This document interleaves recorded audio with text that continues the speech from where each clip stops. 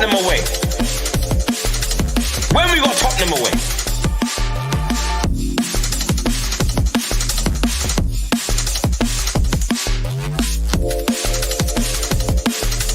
Tottenham away. When we got Tottenham away.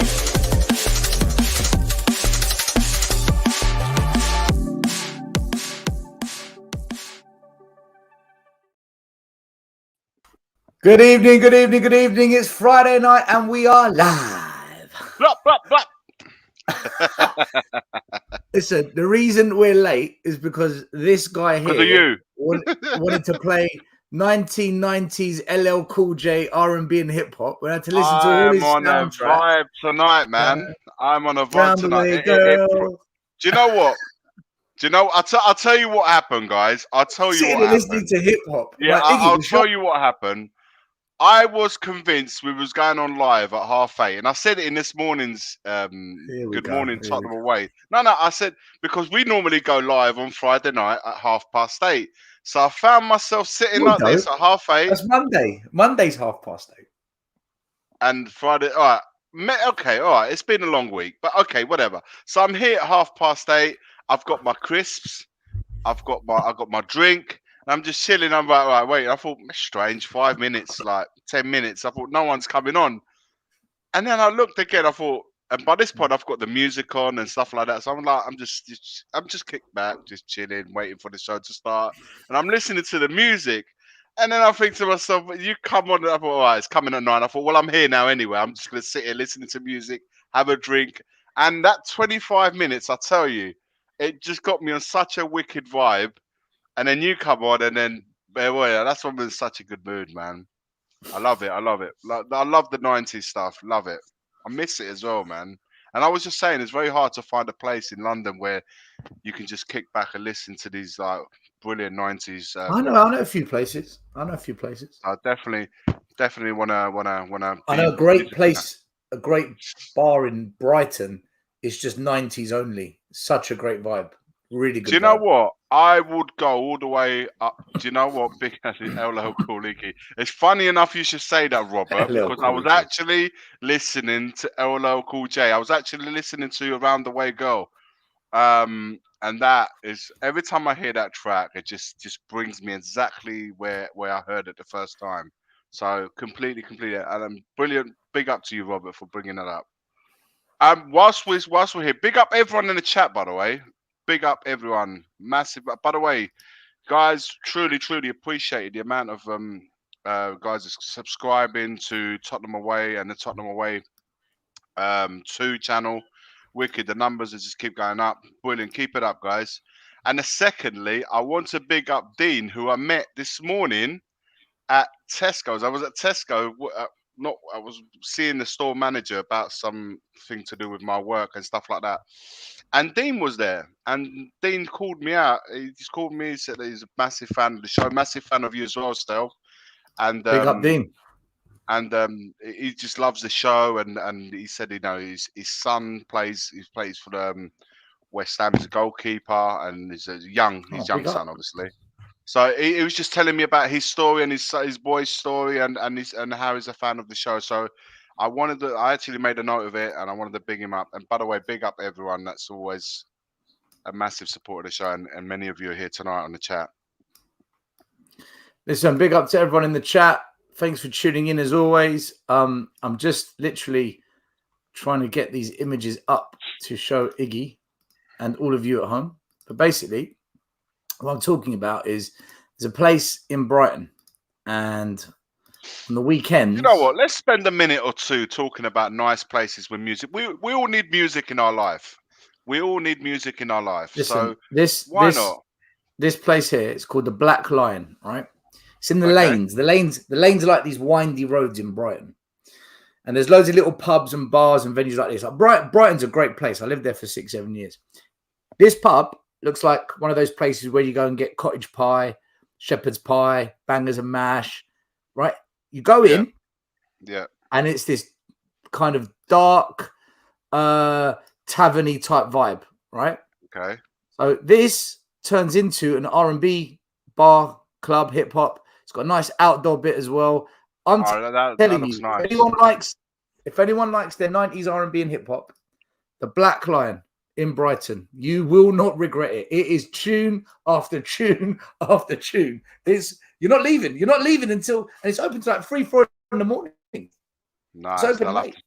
have to stay overnight No, then. 3, 4, 2, 3, 2, 3, 2, 3. Yeah. Oh, that's all right. I'll be gone I'll be gone by midnight. Don't worry. I have to make sure. Yeah, For me to go to 3 or 4 in the morning, famous last I words. have to go 3 or 4 in the morning. That means I need to get my afternoon siesta. If I don't get a siesta, absolutely no chance I'll make it to 3 or 4 in the morning these days. Yeah, you can't be going straight after a busy day. But anyway, listen, big up to everyone in the chat. Let's say hello quickly to Michael. How you doing, Michael? We've got Prestige videos, we've got Ariel. Big up to all of you guys. Ryan Busy, Chris Agomba. Big up. He was at the protest last week. Swifty, bigging up tomorrow. We're going to be there tomorrow, guys. Big up. Oh, Swifty, whilst you're here, mate, the mug is on the way to you, so keep an eye out for it. It should be with you, well, any day soon. So I believe you got a message, so yeah, so you will get all of that next. So big up, Swifty, big up, everyone. By the way, Tottenham away mug. Tottenham away mug. We'll be there tomorrow. To you, Swifty. We will be at the protest tomorrow. Protest tomorrow again. Athelstan, how you doing? Hope you're doing well. We've got Ben Kaufman in the building. We've got John E from Bethnal Green, cold shot in the house. Big up. We've got William. Almost 100 people watching already, guys. Please like, subscribe, and let's regrow the channel. Tony, legend in the house. How you doing? We've got Rob Ayres, another legend. How you doing, my man? Hope you're doing well. We've got LA 007 everywhere we go. He's there. Big up. Stell is later than Romero's tackles. Well, it's Iggy's fault. It was Iggy's fault. We've got John Stokes. Big up, Stell. Iggy, everyone. Big up yourself. Tackles are never late.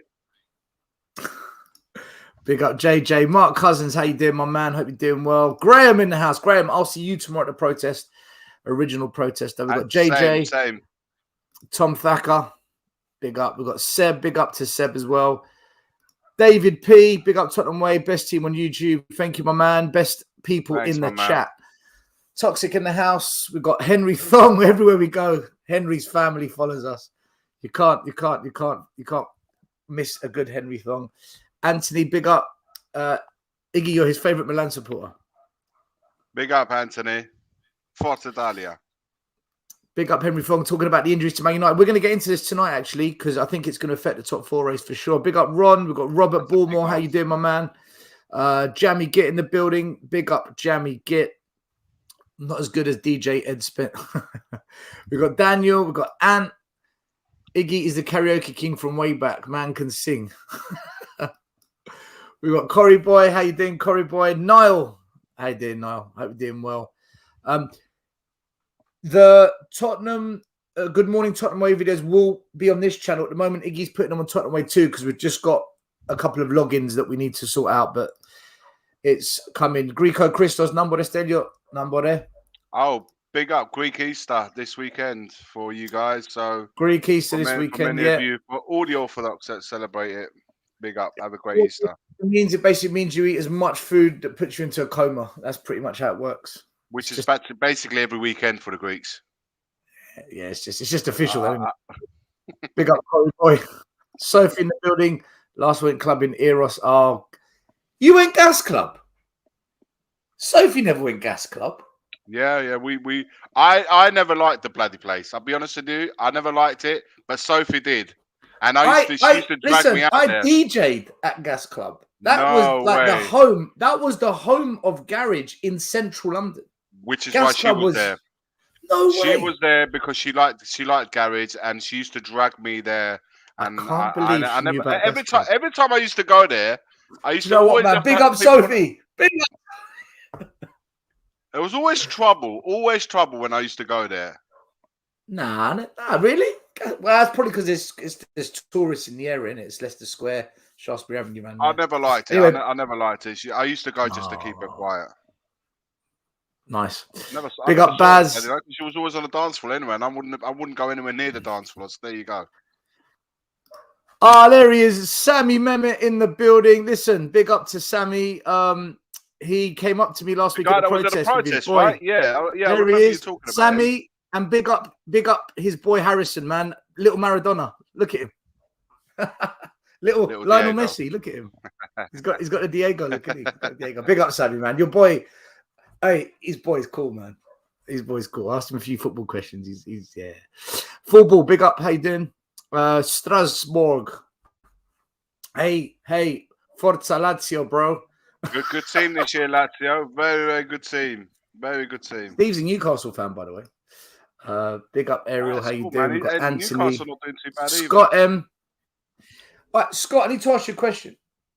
Have you created an account called Scott Munn, or is that someone that's taken your Canada badge and who's trying to troll you? Because we've got a new follower called Scott Munn who's got the same logo as Scott M on Facebook. I don't know if it's Scott M or if someone's trolling. I reckon it's the same person. Paul Harrison, big up. Big up, Scott. Yeah, we're going to talk about the car crash as well. Who else? Derek in the house. How you doing? Ant Suvla Sunday. You bet we're going to have barbecue. If you know. If you know, you know. I will be too, Ant. I will be. I will. If you want change, then get off your asses and beat the protest. You tell them, William. Absolutely. Yeah, I'll be there. And by the way, guys, just fly. If you guys are heading over, if you're at Water Lane tomorrow, come and say hello. In fact, do you know what? Let me quickly big up everyone that was there last week. Big up all the protesters last week. Big up to Harry and Toby who came down. Ashmatic. Big up to Sammy and Harrison. Big up to Mike Zappa. And big up to Preston. And these two young lads, William and Ishak. Big up all of you. It was really nice meeting with you. I've put all the interviews up on YouTube now. The last one going up is Mike Zappa's. That's currently uploading. And then whoever comes to the protest tomorrow, we can do some more interviews and I'll put that all online as well. So big up. Iggy. Let's go. Yeah, I'm going to be there tomorrow. Before we begin talking about Tottenham and looking at the Premier League, we need to talk about Man United last night. Because I'll tell you what, first half... We've seen those games before. That first half, I sat there and all I could think of was, oh my God, why did this idiot chairman not just break the bank and get Ten Hag, man? Oh, we know whatever manager comes, they're still screwed because we're not going to buy Martinez, we're not going to buy Anthony, we're not going to bring back Ericsson. But the football I was watching, I thought, oh man, Man United look. Anyway, one or two injuries. Couple of questionable substitutions. They went to shit. Seville with Lamella as the striker. Start taking it to Man United. I'm like, what's going on here? Okay, Man United had a couple of good counterattacks. Anthony hit the crossbar post. A couple of other attacks where they were a bit wasteful with the passing. But Seville raised their game. And I tell you what, 2 own goals, forced. I have to say, man, you cannot doubt Seville in this competition. They own that Europa Cup. There's something about them. Their fans went crazy. 2-0 down. I'm thinking, this is over. They're out. That's it. 2-2. It's all, for me, it's for Seville's to lose now. They're going to go to Spain. The atmosphere with Maguire. Maguire at the back. The thing is for United, you're right. Martinez out. Rashford out. There's, what's his name? Bruno suspended. Listen, for me, if Man U beat Seville now, Iggy, hats off to Man United because you would have done it against all the odds now. For me, Seville going through. But that second half, I have to ask questions. Ten Hag substitutions. I mean, didn't make sense. Listen, right, let's start with the players that they lost. Rashford, they've lost now Martinez, Varane as well, isn't it?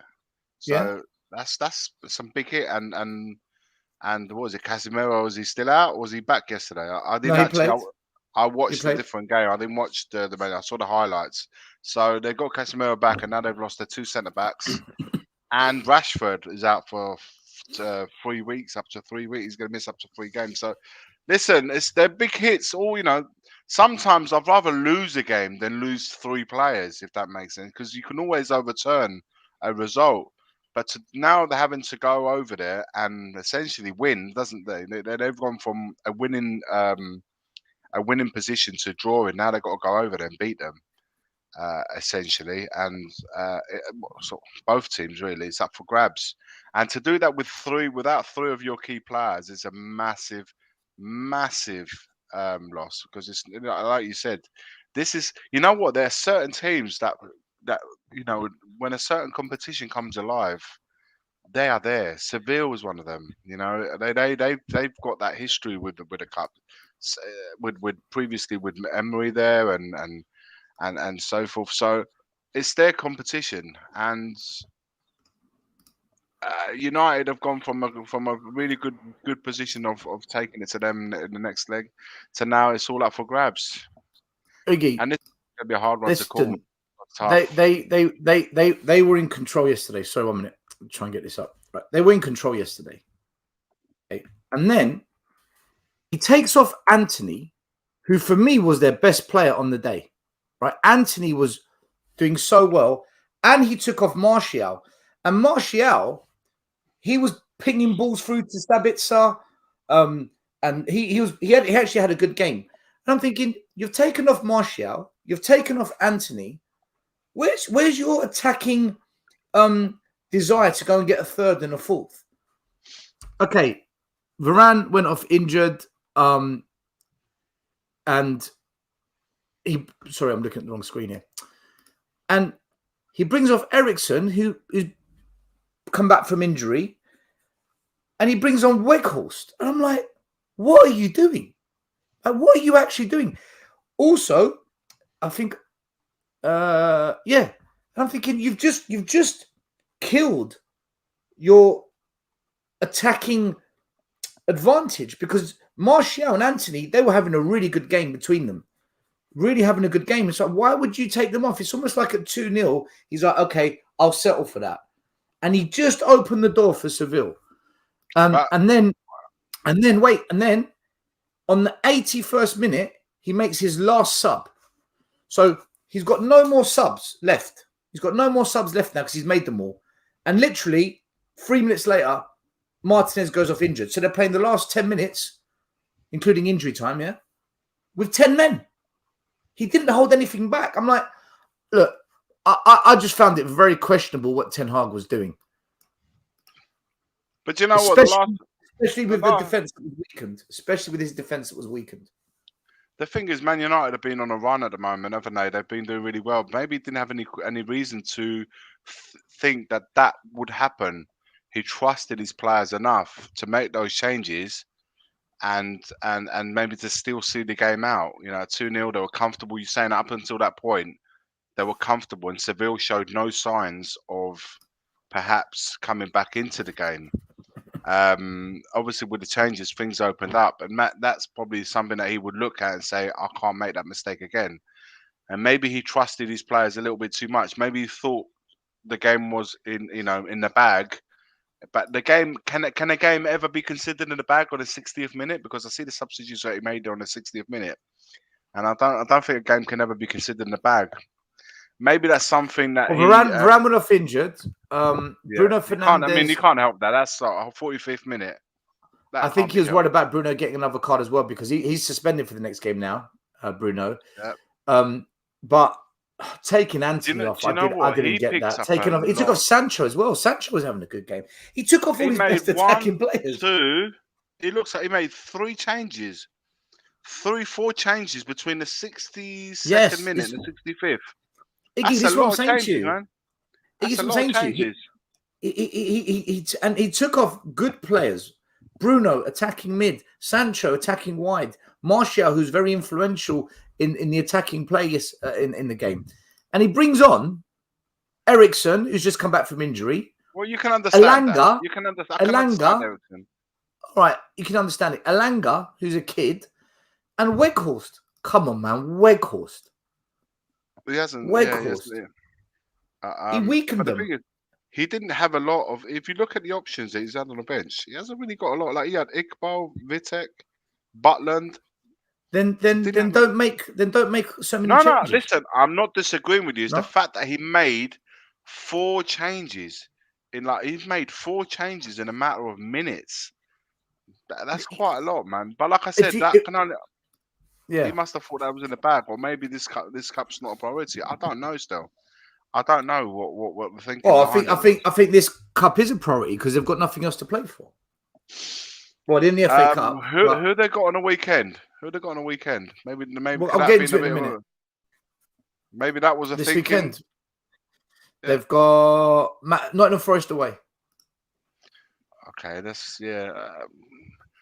I'm not too sure still because having to play Thursday and then again on Saturday or Sunday in this case. Iggy, when you look at these stats, right? When you look at these stats, 55% possession to 45. Total shots, Seville had more. On target, Man United had 2 more. Off target, Seville had 6 off. Block shots, possession, passing. It's all very similar.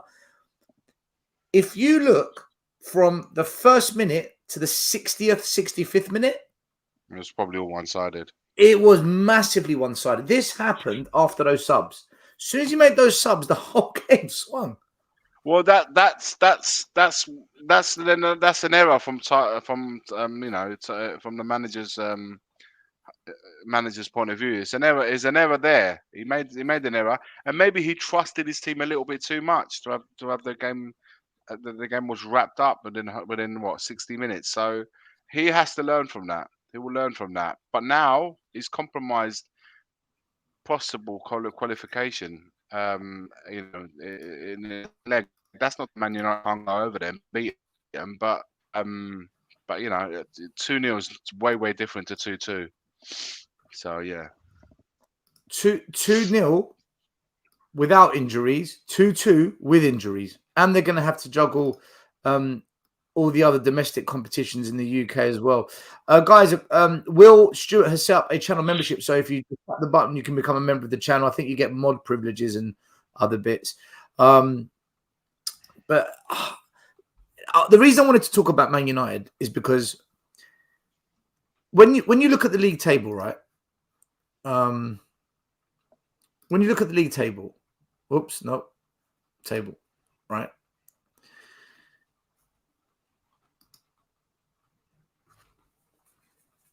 You can see Newcastle, Man United are 3 points ahead of us, and they've got a game in hand. So for me, I don't believe we're getting top 4, but I'm going to say it. These injuries to Man United, along with the fact they've got FA Cup games, Europa Cup games, and they've got one more Premier League game than us, they do not have the squad for it. It's clear to me they do not have the squad for it. I think a door has opened up for Spurs now.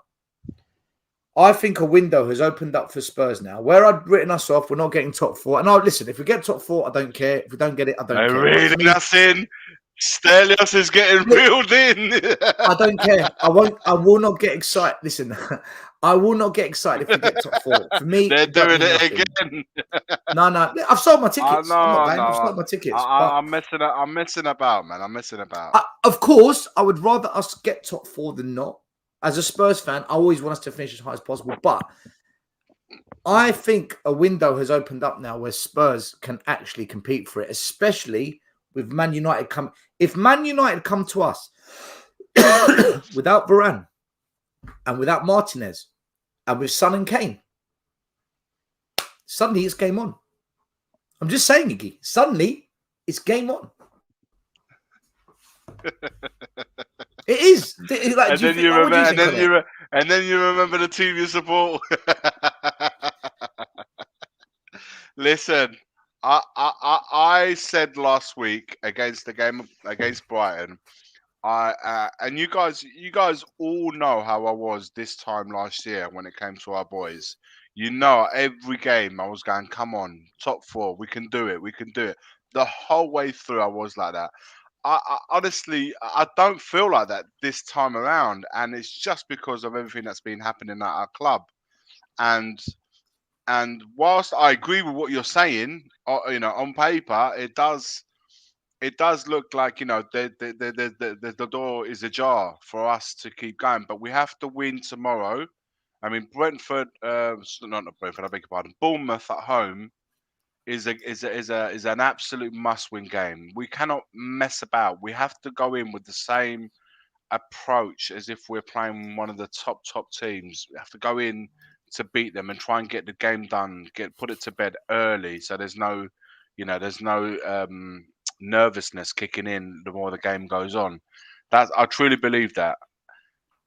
And then you would go into those 2 or 3 big games coming up for us, at least having 1-2 games, hopefully, having won 2 games, and that might give us maybe just a little bit more confidence going into those games. But we've got to play better than last week still. We've got to play better than last week. Last week we got away with one. We can't keep thinking that we will get away with playing that way. So I'm hoping that tomorrow will be a much more, yes, a win, but a much more convincing display, in my opinion. Because I think, look, I'm just having a look now. We've got Newcastle away, United at home, and Liverpool away. Those are But our next 3 games. do you think with the injuries that's happened to Man United that they're now vulnerable? That there is a window of opportunity. They are, but that's their problem. We've still got to do our own. It doesn't matter what happens. Yeah, to them. I know. We'll listen. We'll discuss Spurs, but I just want to know: do you think Man United now they just got lost a bit their of a 2 centre problem? backs? Of course, they're in a bit of the mud. You lose your two. You're not, and we're not just talking any centre backs. We're talking 2 world champions.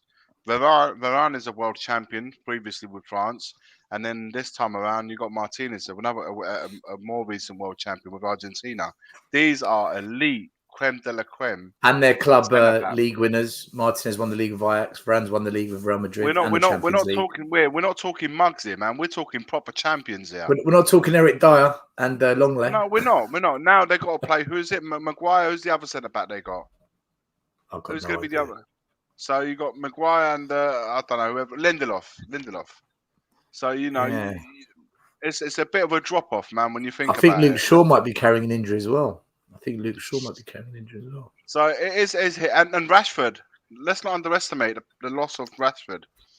Rashford equals goals. He has been an absolute goal machine. So, guys, it's a big loss. I don't know how long Varane is for, but I know Martinez is out for the rest of the season, and Rashford's out for 2 or 3 weeks. At the most crucial point of the season, because they've got the whole thing going on in the top 4 race, but also the qualification, as we just mentioned previously, to play for against Seville away in Spain. So, sorry, Sevilla. I keep calling them Seville. It's Sevilla. It's so it's very, very important. So, listen, it's opened up for them, but has it opened up for us? It's a big question mark, man. We never know. Let's look at Spurs very quickly though. Strasbourg Steve, big up for coming in, new members. Thank you so much. Also, big up for the super chat. Enough respect. And to Henry Left, who is brothers with Henry Thong. I believe where you type in the comments, there's a button you push for membership. But if you go to the home page of the channel, there's a membership button as well. Otherwise, Will Stewart, he'll put it in the comments because he's the one that set it all up. So that's my way of getting away with saying I don't know how. I need to learn.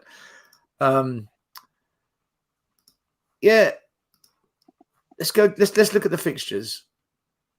The live isn't showing on my YouTube for some reason.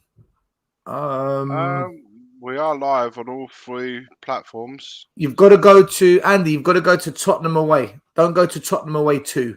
Just go to Tottenham away. There's 2 channels. There's Tottenham away 2 and there's Tottenham. I think we need to change the name to Tottenham away live. Is that Tottenham away uploads? We need to change. Maybe. We need to change the names. We'll sort it out. Don't worry. We'll sort it out. You're here now anyway, Andy. You're here now. Given what's happened, we're still in the middle of sorting things out. You can find us on both channels. This is currently, obviously, for those who don't know, is on Tottenham Away.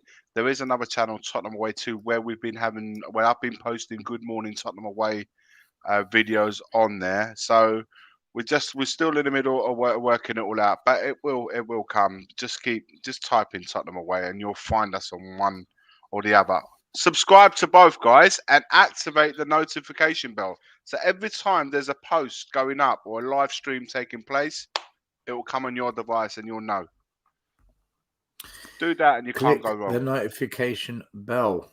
And I'll also say this, guys, for those who are watching in, or perhaps we'll watch it later on, or perhaps the following day. If you were a subscriber to our previous channel, which was also called Tottenham Away, and that means you're not subscribed to this channel or Tottenham Away 2. Make sure that you go to both channels, and one I can see Will in here as well. Will's going to tell you how to become a member because we're not quite sure. So make sure though, before he does that, just subscribe to both channels so you're aware whenever we go live or any uploads are going on to the stream, to the channel. I beg your pardon. You will be the first to know. Will, over to you, my man. First of all, good evening. Welcome. Welcome. We've had a couple of the guys asking us about how to become a member. Where do they need to go to become a member, and what the options, or what do you get? Go to the channel page. There's a join button. I'm gonna throw a link into the chat here in a minute too. I gotta go copy it. But if you join the membership, we got different levels. The cheapest one is the Daniel Levy level. So even if you're a cheapskate like him, you can get in. You can get in to the level at 99 cents a month. So come on now, everybody can afford at least 99 cents a month. But different things that you get for that. If you join the higher tiers, we have a merch store that's at thfcrants.com. You get discounts there. It's like whatever level that you're at, you get that discount. So if you want t-shirts or hats or mugs or whatever, which will be... Yeah, my channel's always had a merch store. So we'll just start updating it with Tottenham away merch, and then you should be able to get the discounts on that. We've got his mugs, Will. So we had mugs. So we had. Yeah, but we'll have more than that coming up here, shortly. But also too, if you join as a member, you get mod privileges, stuff like that. So because we figure if you're willing to support the channel on a monthly basis, you deserve to have some control. The ban hammer there in the comments. So yeah, that's the different things that you can do for that. You also get weird emojis that we'll be updating to. Right now it's my head and Daniel Levy as Dr. Evil and stuff like that. So it's all fun. So there you go, guys. I'll be throwing the link in the chat in here shortly. All right. Will's going to sort that one out. We'll also put the link on both channels. So obviously, you guys know we have the other channel. Subscribe, like I said, to both. Even if you was subscribed to the previous channel, make sure you're now subscribed to these two channels moving forwards. Back to Tottenham Hotspur. So this weekend obviously we're playing Bournemouth at home. Big up to Ryan Busy. He's just become a member. Thank you, Ryan, my man. Respect. Thanks for the love. We upgraded to the next tier. So I do think he liked the fact that you called it Daniel Levy. That's clever. To move away. That's quite clever. If you do the entry level as Daniel Levy, no one's going to want that, so they'll go for the one. Go to the next one. Call the next one. Call the next one Enoch. Then won't go to Ryan Mason, Stellini. Scare everyone away.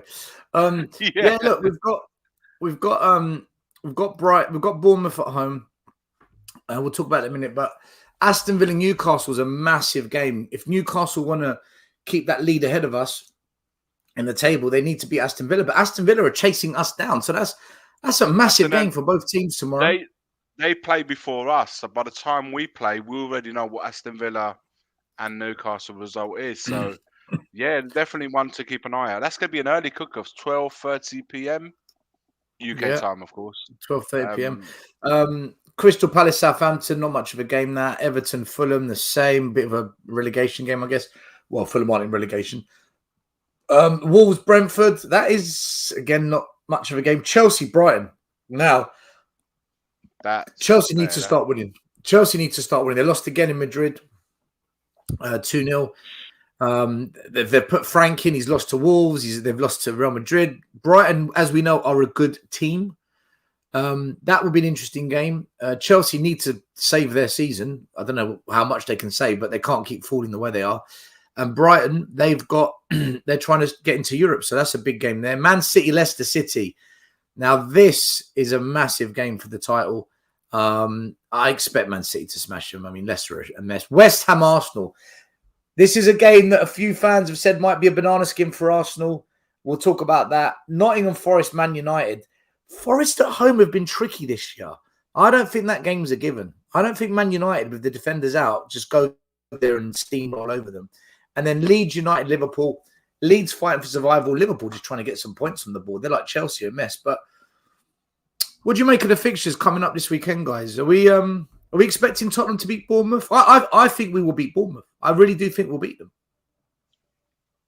We have to, because the next 3 games are huge, and if we don't get maximum points tomorrow, I really wouldn't be holding my breath for the next 3 games that follow after that. Tomorrow's a must-win. Anything less is failure. It really is. Even a draw is failure. I can't put it more simpler than that. I don't know how you guys feel about it. Will, what's your thoughts on Bournemouth coming? Bournemouth have been a funny team this year. They were 2-0 up at Arsenal and they lost 3-2. They beat, I think, Liverpool or drew with Liverpool. They're the team you're supposed to be, but it always turns out to be a very difficult game. I mean, what's your thoughts on us playing Bournemouth? The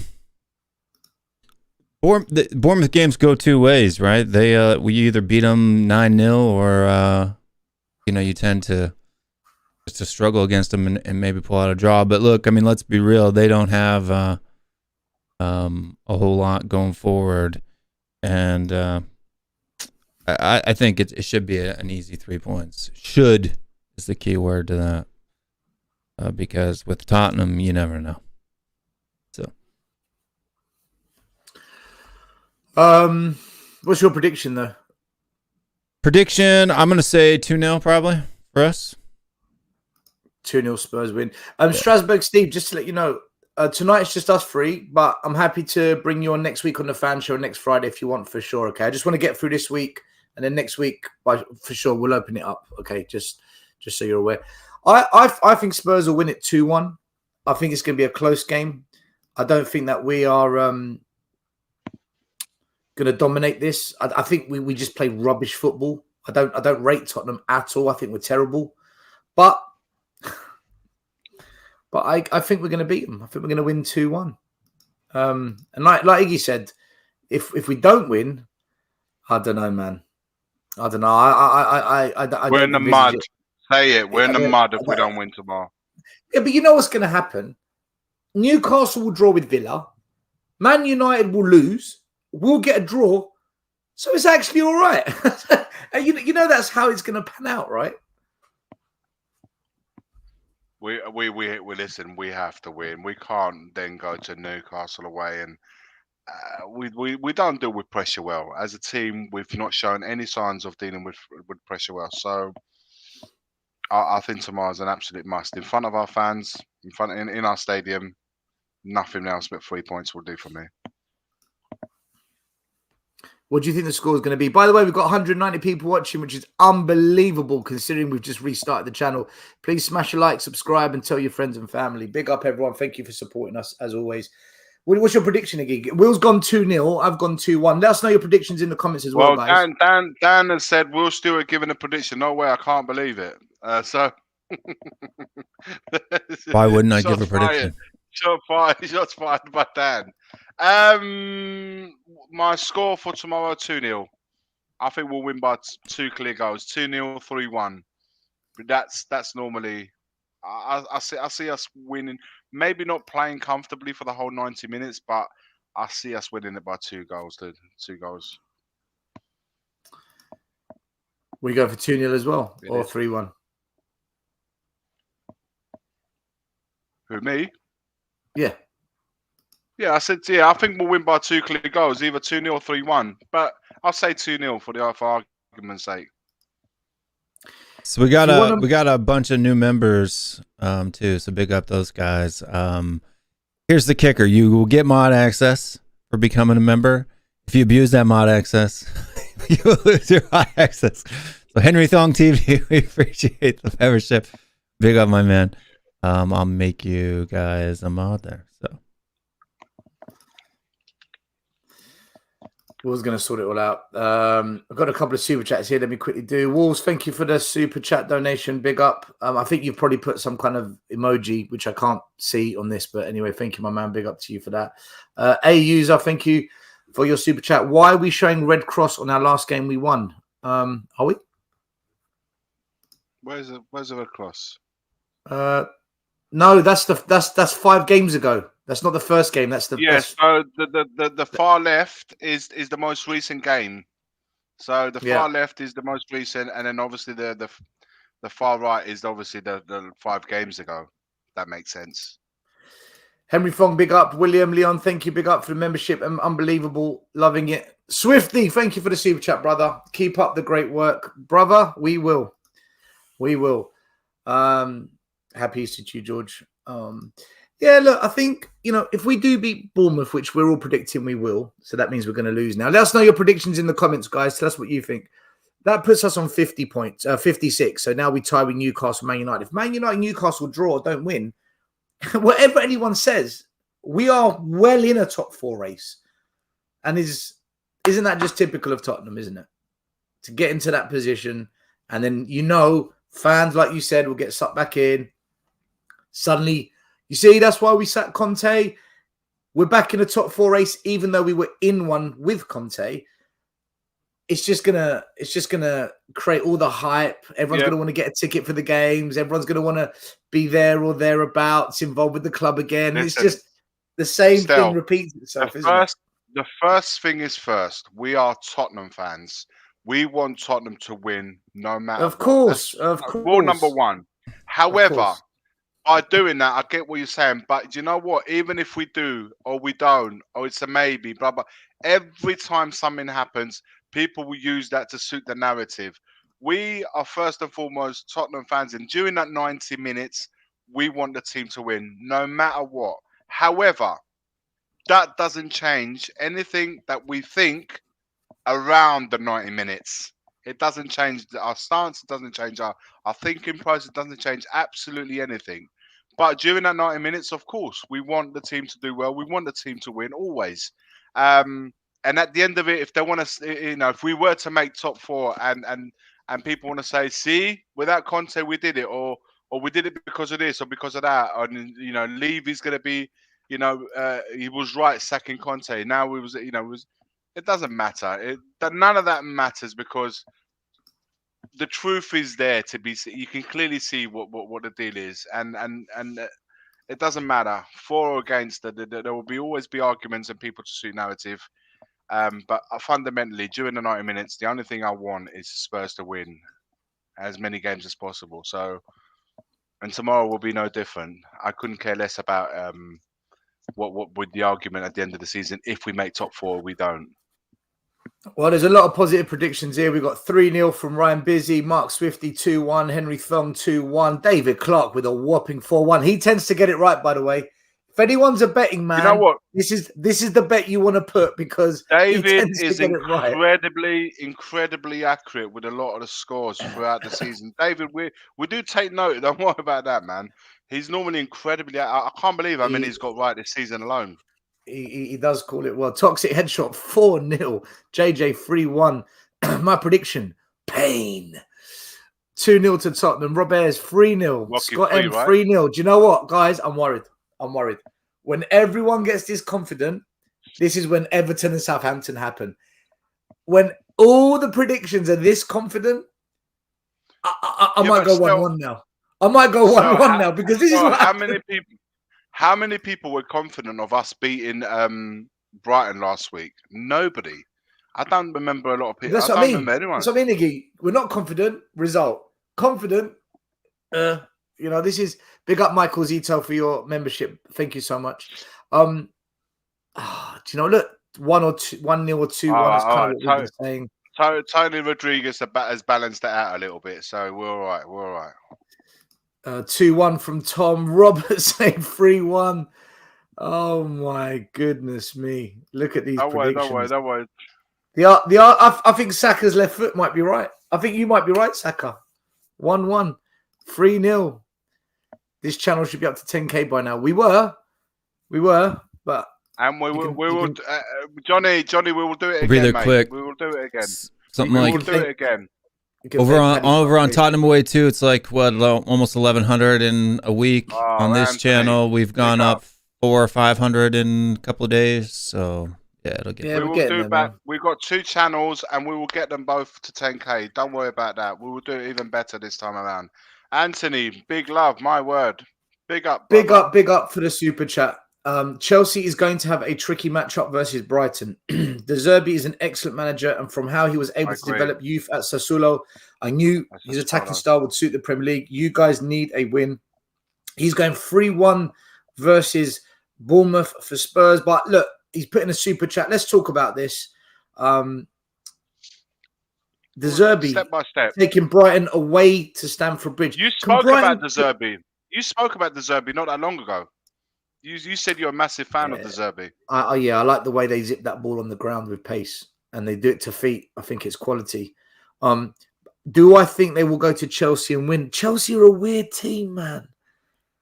They're a weird team. They need the result. They need the result in front of their fans. They need the result. But I agree with Anthony. I think De Zerbi could. I think Brighton can go there and beat them. They were unlucky not to win last week against us, and I think given the decisions that they suffered, I think they'll use that as tool to really go and get the result. But De Zerbi's suspended, right? So he's not going to be on the bench suspended. Tomorrow. Yeah, he's suspended. He's not. That's going to be Anthony. That's going to be massive. Not having De Zerbi on the touchline is going to be huge. So, but I expect a reaction from last week's defeat from Brighton. So that could be the good. But Chelsea at the same time, they've got so many champions in that team. They've got so many good, really good players that if they turn it on, they could smash anyone on the day. That's going to be a really good match to watch. I do think that. I think that might end up in a draw. By the way, Michael, that's hilarious. Would you say Tottenham away is going for a painful rebuild? In the words of Pochettino. I like it. It's funny. Yeah, do you know what? Yeah, it's in line with the club. We are in absolute line with the club. But the difference is it won't take us 23 years. Yeah. Well, there's so much. We've been through it 100 times. There's so much to do this summer. I mean, so many questions need to be answered. Stell doesn't go game. I'm not going tomorrow. Is Iggy at the stadium? No. We're going to the protest. We will be outside. We're going to go around the corner and watch the game in the pub. To a pub nearby, and we're going to watch the game there. We're going to watch the game there. But we'll be there at the protests. I don't know. Still 12:30. 12:30, like yeah. Yeah, we'll be up 12, 1 o'clock. We'll be there. Big up to Henry. If you guys are down there, say hello. Yeah, guys, opposite the club shop on the West Stand. Across the road, that's where the protest is every single match day. Thank you to Henley Wong TV, the cousin of Henry Thong. If it's the same person, he's just creating like multiple memberships. Sammy's going 2-0. Fuzzy Khan saying that De Zerbi is not suspended. If that's the case, I stand corrected. David is saying he's not always right. Francois says 2-0. Tony's going 2-2. You know what? Everyone's so confident. He's right, isn't he? Look, William's spot on. Levy's got us exactly where he wants. A thrilling top 4 race. It's not a trophy. It means sod all. No one cares about it anymore. Yet he'll suck us back in innit? Because it'll be a good finish to a shit season. So everyone's just going to want to leave on a happy note. I think Spurs might get top 4, with Man United. Honestly, I think what I saw yesterday from Man United with those injuries, they're vulnerable. And they've got a lot more games than us.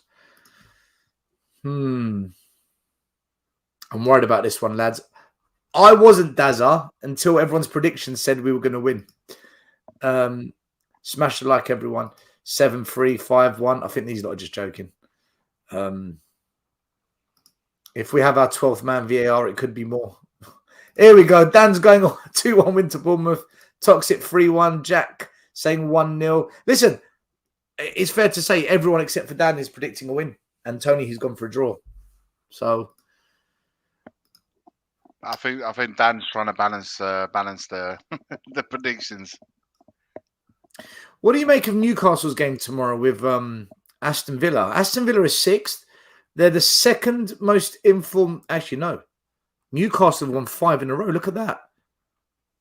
So the 2 informed teams are Manchester City and Newcastle, and then it's joint Arsenal and Aston Villa. So Aston Villa are the joint second most informed team in the country, and they're going up against one of the informed team. That's got draw written all over it, no?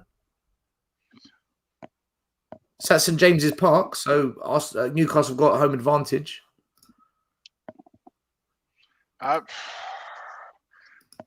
It really is tough to predict any match at the moment, man. It's that time of the season where you separate the men separate themselves from the boys, and it's all about standing up and being counted. And in the next 2 or 3 weeks, I think a lot of these places will be decided. I really do believe that. I reckon next 2 or 3 weeks it's done. Apparently, De Zerbi's not suspended, so I stand corrected. I thought I know Stellini won his battle against that suspension. I know that, but I didn't. I thought, what was the point sending managers off if they don't have suspensions? I don't know. Maybe they reviewed it and they saw they weren't at fault. By the way, Edwardson, Iggy doesn't have a season ticket. He buys them as he goes along, so he hasn't sold them because he didn't have any to sell. Just so you know. Yeah. Will, what do you make of the game of Aston Villa versus Newcastle? It'll be an interesting one to see. Hopefully, they both draw. I mean, that's really kind of the best result for us going forward, because a lot of these teams that we're battling with play each other. So you just got to be on the draw police there. Just everybody getting a draw. That's what we got to hope for. What do you make of some fans that were saying that they were happy that Stellini got suspended because Ryan Mason brought on Dan Juma, and if Stellini was on the sidelines, Dan Juma wouldn't come on, even though Dan Juma came on and did very little. All right, he was only in the pitch for 10, 15 minutes. But some fans claim that we were better, a bit more attacking. We scored the winner with Mason on the at the wheel. Is it all just hot air, or is there something in it? No, it's you can't fix stupid. What do you mean by that? They're stupid and you can't fix it. What's Ryan Mason, you can't tell me that. I mean, who else would you have brought on, right? Lucas Moura was suspended. Richarlison had just come back from injury, wasn't match fit. Dan Juma is the only attacking substitution that we could have made. Stellini would have made that same substitution. So to say that Ryan Mason is somehow special, not only that, but Dan Juma, when he comes on, not only does he not do anything, he ruins a 1v1 with a poor touch that was put on a plate for him. So, would you make, Iggy, of fans who say that Stellini's back, we're better with Mason? What's your interpretation of it? Do you know what? We've replaced that whole Jed Spence now with Dan Juma. It seems like we've gone from one to another. It's a theme. It's an ongoing theme. In regards to listen, Stellini was very much in line with Conte when they did their thing, and now I honestly believe Mason and Stellini are working together. And if it was a substitution that needed to be made with Dan Juma and Ryan Mason made it's because I think it would have probably been the same case for Stellini. I think, look, we didn't have any other attacking options. The only one, really, the one that we had.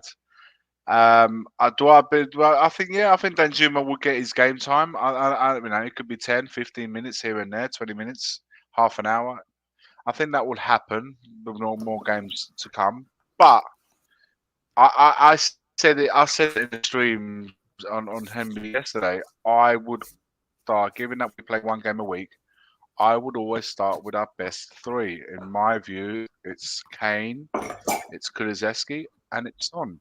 It's as simple as that. What did you make of Kulusevski in the last game, Miggy?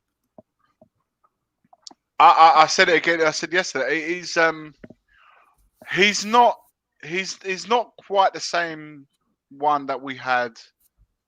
No, this time last season. It's completely. I think the injuries have blighted. His completely blighted his season. However, having said that, he still has a really great importance in the side. When you need to have a breathe him, he can manipulate the ball, keep the ball, retain the ball, create. He can score. We know that he's got it in the bag. He hasn't been as consistent as he was last season for sure. But then you look at what the alternatives are, which is the same argument I've always had with whenever Son's name comes into the equation. You look at the drop off from the replacements that we have on the bench, Mora, Danjuma, Richarlison. They are nowhere near to the three that are playing from the starting lineup. Now, if you feel like somebody's not 100%, then yeah, play him on the bench, put him on the bench. He's not 100% fit. What do you make of Kulu against Brighton? Those three are. What do you make of Kulu against Brighton? Again, because he came off as a sub, and some fans were a bit disappointed because they thought I was there. I thought Kulu had a good game personally, not his best, but I thought he had a good game. This is what I'm saying. But is our expectation of Kulu very high, right? Our expectation of Sonny is very high. Our expectation of Kane is always high. When these guys drop off, it's very noticeable because in our eyes, our expectation is huge. However, you've got other players in that our expectations are very low. So when they raise their game to just normal, we think they've had a great game. That's the difference between when people view those guys and we view these guys.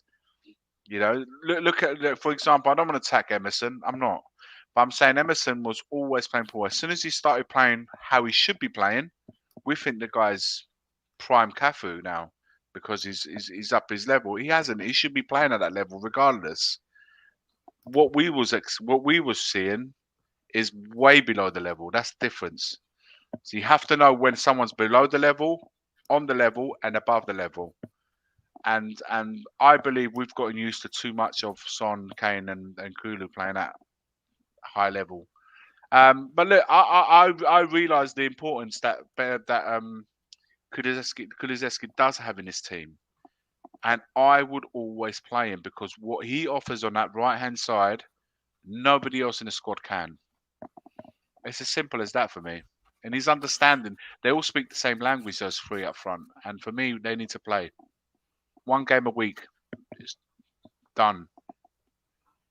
Will, what's your take on Kulusevski's performance against Brighton? By the way, Bob Spur TV, big up for the super chat. Big up, he says, why does the peace sound calmer when the noise is loud around you? Spot on. However, Bob, I messaged you, Bob. Have a look in your WhatsApp. I sent him a link. Cool. Since Q Storm Brewing 4-1 to Spurs, Richie to get his goal. In fact, Will, whilst you're talking about Kulu's performance against Brighton, what's your thinking on Richarlison? Does he need to get more game time now that he's fit again? No. We're playing we're 1 week or one game a week now, so you always start your best players. That's just the way that I see it, and right now he's not one of our best players. So substitute appearances, cool with that, right? Somebody's not playing well, you need to liven things up a little bit. Sure, bring him on, but nobody starts but the best right now, so that's the way it goes. And on Kulusevski's performance, I thought he was okay. But out of the three that were playing that day, he was the one to come off. So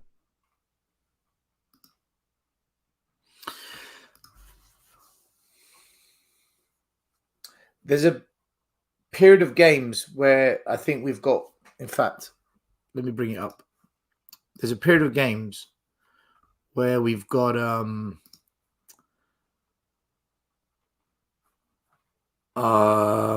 let me get to Spurs fixtures.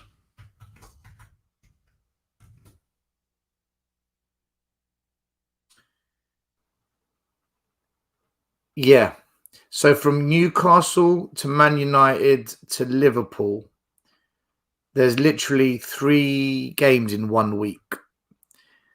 I think starting your best 11 in each one of those games might not necessarily work due to fatigue, potential injury. Do you think that in those 3 games we should be starting our best 11, or should we be rotating a little bit?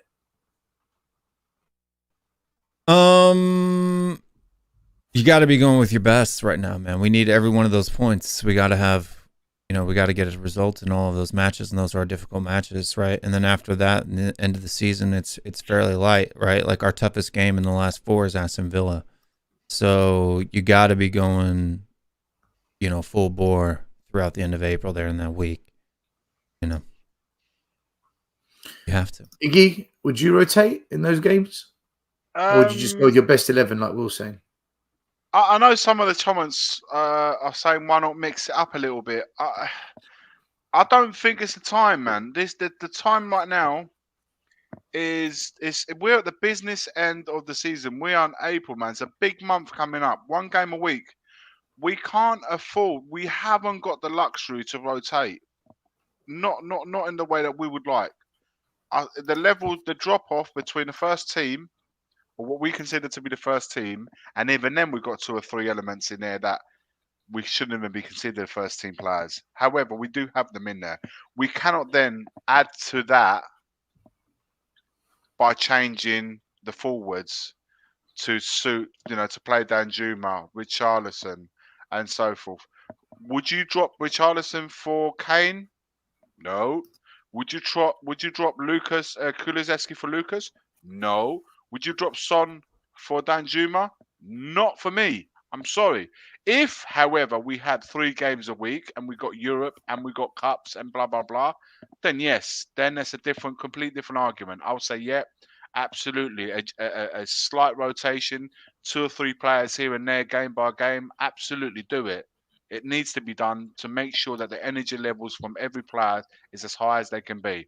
However, when you're playing 1 game a week, and Will just touched upon that, we're playing 1 game a week. We got a full week to prepare for that game. It's only right that you go in there with your best 11 possible. Give yourself the best chance to win that game. All right, guys, talking about your best 11. By the way, sorry to just change the subject very quickly. KPV, big up. I can see you've put either a super chat or some kind of members message on YouTube, but I can't see it on the software we use, so I can't bring it up on the screen. I don't know why, so I'll read it out. Big up Iggy, Stelios and Will. Hope you have a good weekend. Come on, you Spurs. Please don't lose tomorrow. We need to keep the pressure on Newcastle, Man United. Big up KPV. I don't know why I can't see it in the software. With the member messages, that's what it does. So if people don't know it, when you're a member, you get basically kind of like a free super chat every month. That you renew your membership. StreamYard doesn't pick them up, but we can see them on YouTube. So. All right, cool. Well, as long as I know it's not something wrong with the software. Yeah, you guys talk about starting the best 11, right? And David Clark does bring up a good question here. Is Pape Sarr not one of the best 11 when you look at some of the performances from Skip at the moment? By the way, big up Roberts. Thank you for becoming a member. Levy out. Big up to you, brother. Appreciate that. Why Skip, he hasn't had a good game. Mind you, other than Højbjerg with that assist for Kane, he didn't really have a good game either. Is it a case that we should mix that midfield up a little bit and Pape Sarr should start? Or saying that though, Pape Sarr came on against Southampton and gave away a penalty, so I guess that was the thing. To be honest with you, from that, the best pairing has been Højbjerg and Skip. But I agree. I do agree with that point, Dave. Iggy, sorry to interrupt you. You say it's been the best pairing, but that pairing finished 3-3 at Southampton, 1-1 at Everton. You can look at I think the rotation, my interpretation of what people were saying we should tweak things about, I thought it was more to do with the forwards. My argument on the forwards does not change. We must play those 3, in my opinion.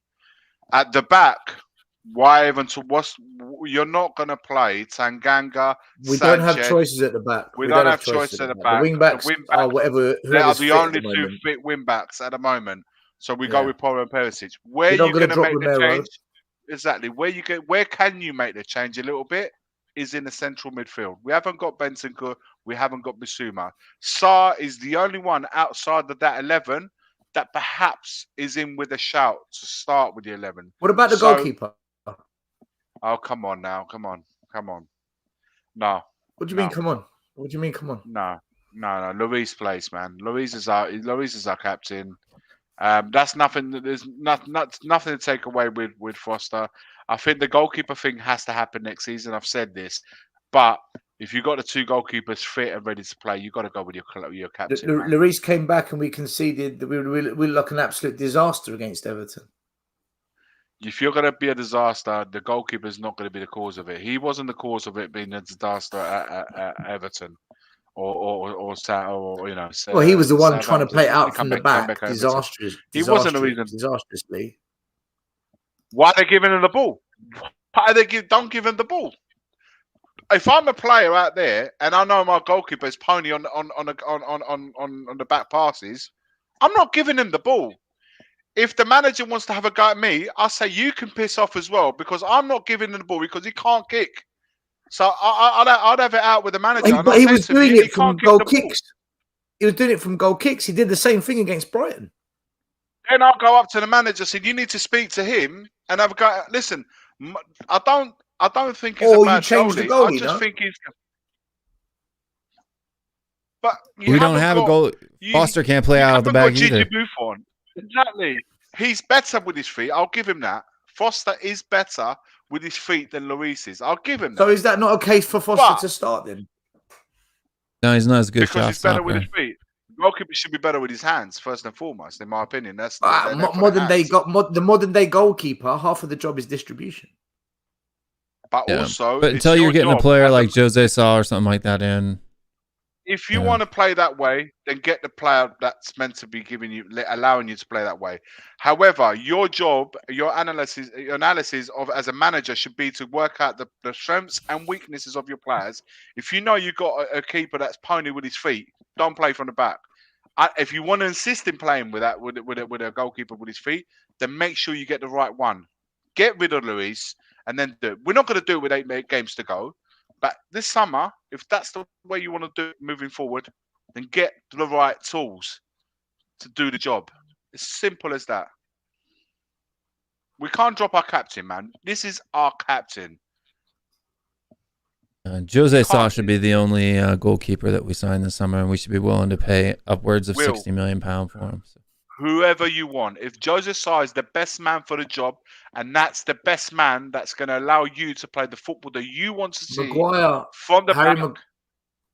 Harry Maguire was captain of Man United. We're talking about playing for the back, and you mentioned Maguire. Maguire was captain at Man United. They dropped him. No, they stripped him of the captaincy. Ten Hogs, he's not captain anymore. Even more. He was captain anymore. But who's the captain in our team? We don't have leaders in our team. We don't. Let's have it right here. When I've seen them play, and whenever we've been in a bit of the mud or we've been a bit stuck, I've looked at everybody's body. I've looked at how they will talk. There ain't any leaders out there. There's not natural leaders. You got people that lead by example. Kane, Son. You can argue many. They lead by example. They don't lead by voice. They don't lead by presence, and they don't lead as that player that gets us drags it, brings the team out of the darkness and puts it in the light. I don't see those players in this Tottenham side. That we don't have those captains. We need to be fair. William Leone sums it up perfectly. We should have addressed all these areas in the summer, and people still defend Levy. He's got a fair point, hasn't he? These are things that should have been addressed. Well, you're absolutely right. Will's absolutely right. He's bang on.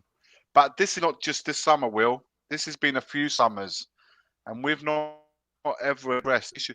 I saw an interview done with Matic at the protest last week. He said everybody could see that we needed a centre back. or two. And we needed a right back, a right wing back, and we brought one in January. Not even last summer. We brought him in January. So there's many things that we have seen clear as daylight that haven't been addressed. Yeah, we'll see. We'll see. Right on cue. Mate, How is that apparently petition the going, by the petition's way? up to it's over 14,000 now. Apparently, So 14,000 people have signed that petition. Incredible. so far. Apparently, in fact, do you know what? Let me go on it. I'm going to check. It just goes to show. It just goes to show. It just goes to show that maybe not everyone can make it to the protest, but they see what the issues are at the club. And this is, and I always must stress when I say this, my thing with Levy and Enoch, or as Bob Spur puts it, Leanick, is they don't show the same passion towards the team, the football team, on the football side of things, as they do with everything else that goes on around at Tottenham Hotspur. That's my gripe with them. And I would have wanted change after 10 years in charge. I might have even said it at 15 years. But now we're at 23 years. I no longer want change. I want them out. Let me make that stance very, very clear. That's my stance. What's up, Bob? Everyone else can take that up. Man. Big up, Bob. Just in time. Will's looking. It doesn't matter how we could talk about Tottenham. We could talk about Tottenham any way we like. We always end up talking about the owners. Always, It always goes back to the owners. It's annoying sometimes. It does get boring. I know, and I often get bored of it myself. But guys, when you say, "Well, why is Tottenham where they should be?" Not really much else you can go. Bob, over to you, my man. Everything comes from them, isn't it? Their mindset and everything. It's so sad because we always have to revert to them, don't we? It's like, man, we're not going to talk about the owners again, but what the fuck can we do, man? Because it does. Who am I going to blame? The tea lady? The kit man? Yeah. By the way, the Legends are getting back together on the 14th of May at Bishop Stortford Football Club for a charity match. The likes of Ledley King, Davids, I believe, Berbatov, Jermaine Defoe. I'll bring it up, but there's other names there as well. If you guys are free on the 14th of May, there is a charity match going on in there, and they're going to play like a host of celebrities. So I'll get it up. I'll get it up. You go. I've not given it much thought. I've only found out about it today, so I'm just putting it out there for should anyone live in and around the area and want to get down there. It's in the 14th of May. I'll actually look it up now. Yeah, Bob, your thoughts, man? Your thoughts, not on the Legends game, but on just. What do you reckon tomorrow, man? What are your feelings for tomorrow? Will looks like he's going to assassinate somebody. Yeah, what's the matter, Will? He probably is. Just working in the background. Focus. It's brewing. And yeah, they had some people were making some dirty comments on some videos early, so I was taking care of that. Nothing like some dirty comments on the some videos. pussy trolls. There's some pussy trolls, man. That's more of a strangle. That's a dog still, not a cat. Dog. That was more of a... I tried to do that meowing. Anyway, it doesn't matter. Bob, how you doing, man? No, you're right. That's fact. Yeah, we all know what facts stand for. Yeah, easy win tomorrow. It's not too bothered about it. I've taken more interest in the West Ham Arsenal game, hoping that West Ham pull off a surprise result. And yeah, what do you think about that game, Bob? What's your prediction for that? Like, forget your heart. West Ham have flattered to deceive this season. You know, we're supposed to be their cup final. They never turned up against us. It was probably the most comfortable game we've had against West Ham for God knows how many years. And yeah, they've done well in Europe, but in the league they've always faltered. They've not had that performance. And unfortunately, it looks like Arsenal will have that. Well, me and Cooper were talking about earlier. The 40 minutes at home, away to Liverpool, is probably the best football I've seen at Anfield since Liverpool were peak under Klopp. That's how good Arsenal were for the first 30 minutes, 40 minutes. They were absolutely brilliant. But we hope West Ham turn up and they got that, dodgy 1-0 win. And that's a sad state of affairs, isn't it? Arsenal buckling will bring more joy to the season than Spurs finishing fourth. That's all we've got left, Bob. For me, anyway. It's all we've got left. It's such a sad state of affairs. It's a sad state of affairs, guys, man. Just to reiterate what I said a few seconds ago, man. Harvey Redknapp is managing the team. We got Ledley King, Michael Dawson, Cabal, Bassong, Chimbonda, and Stephen Kelly in defence. Midfield are Davids, Lennon, Huddleston, Sandro, Palacios, and Bentley. Nice. And up front, we're going to have Robbie Keane, Defoe, Berbatov, and Stel's favourite, Rafael van der Vaart. Yes. He will be there as well. The opponent's team, obviously, there's going to be celebrities, but to level it out, otherwise they will absolutely get smashed by the ex-legends. They're going to include Yaya Toure will play for them, Joe Cole, Fitzhall, Charlie Daniels, Wayne Routledge, and Jamie O'Hara will be. They seem a lot younger. One team seems a lot younger. Yeah. Carlton Cole and Marlon Harewood. It is a charity football match. Relax, man. It's a charity. It's for charity, man. So, he's angry. This is how angry Stella is. It's gone. It's not fair. May the 14th at Bishop Stortford Football Club. That's where that match will be held. Do you know what? Yeah, why not, man? If why not? We can head up there. It's not too far from where I am. Yeah, let's sort something out, man. I'm up for that. 50. I'm up there. But yeah, what date is it on? What date? What date is it? May the 14th. 1 month today. 1 month today. By the way, and what day is it today? April the 14th. 32 years when Gascoigne banged in that free kick. Schoolboy's own stuff, man. 32 years ago. I wish I could play that goal right here for you to for you to see, but I don't want to get hit by a copyright or anything like that, so we're going to leave. Oh, don't say that word. Even if you don't, I'm sure someone will find a reason to get you copyright. Yeah, so I'll leave it. But you've all seen that goal many a times. David Bentley, Tottenham legend. He scored from the halfway line at the Emirates. DJ Marcus, remember that one? 4-4. You guys were 4-1 up that one. Yeah. And before, don't even bother coming back. But whether we win the league, Sorry, Iggy, what day is this Legends game? 14th of May. 14th. 14th of May. Sunday. Do you know what's good about that Gascoigne goal? The commentary. No one really picks up on it. Yeah. Am I allowed to play the sound? Am I allowed to play the sound? No. Don't do anything. Don't do anything at all. Well, you can play the intro. You can play the intro to Tottenham. Hold your breath. You play. Stop everything. Hang on. You play the intro of Good Morning Tottenham Away. The Good Morning Tottenham Away. I've got it. There you go. All right. There you go. Let's not risk it after what's happened. Don't even I try play it. Good Morning Tottenham Away every morning. Every morning that intro gets played. Do it. Okay, do it. Like what? Because you want the music or something? You want to dance? What's going on? No, the Gascoigne, the commentary of the Gascoigne goal is in the intro of Good Morning Tottenham Away. It's my favourite all-time moment as a Spurs fan, which is why I included it.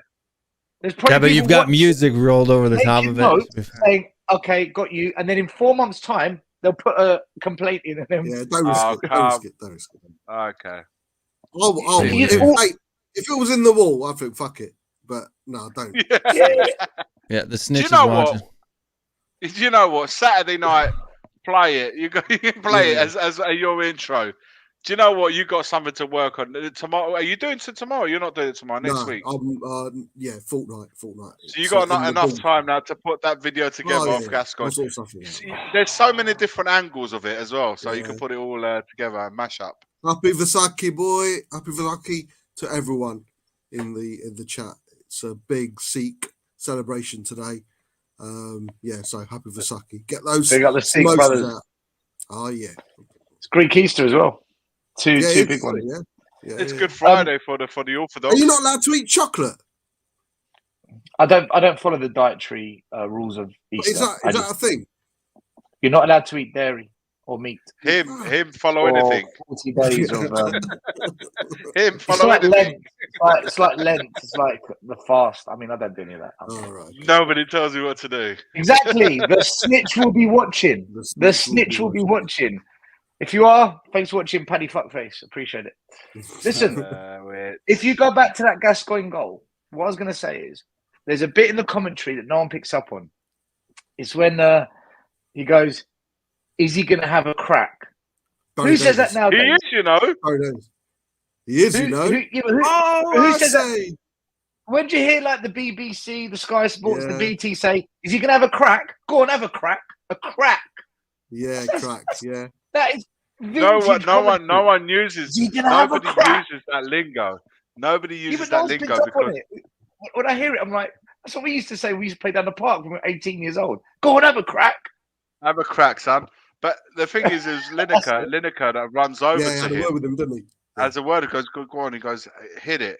And Paul Gascoigne's like, yeah, I was going to do it anyway. You know what I mean? But okay.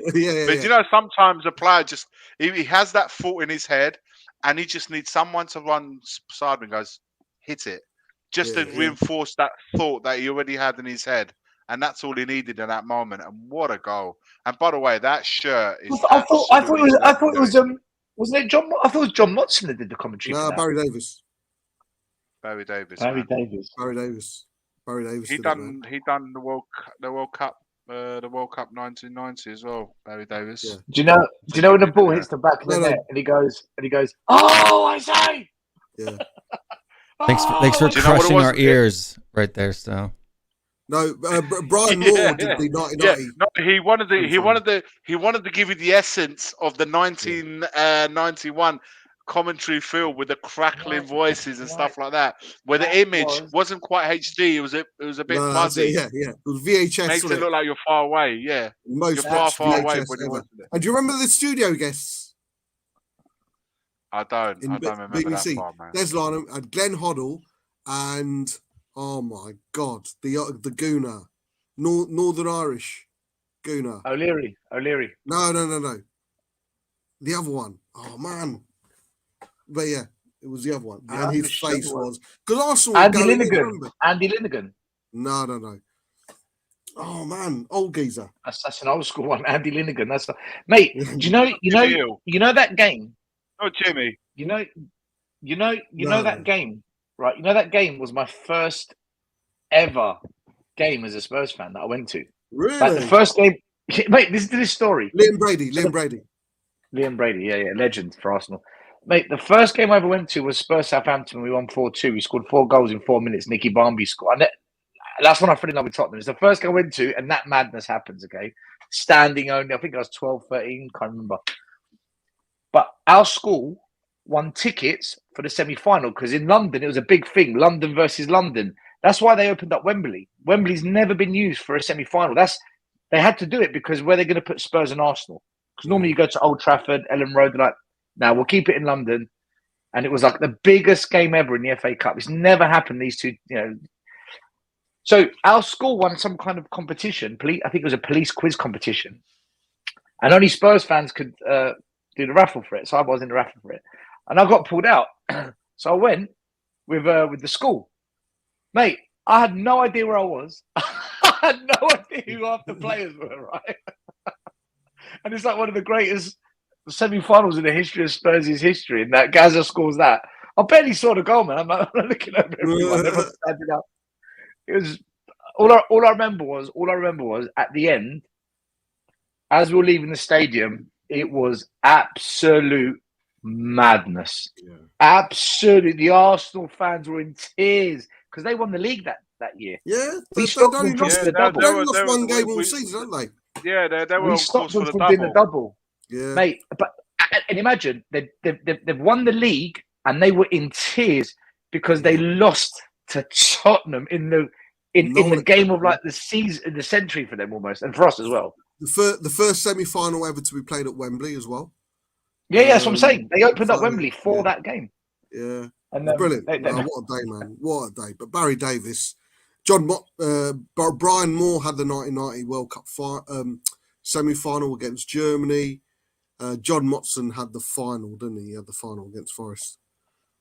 Yeah. Let's big up everybody watching the show. We've had 12 subscribers during the show, so big up everybody. We'll get there. No time, guys. 2 months, 3 months. Before the end of the season, we'll be around that 10K mark.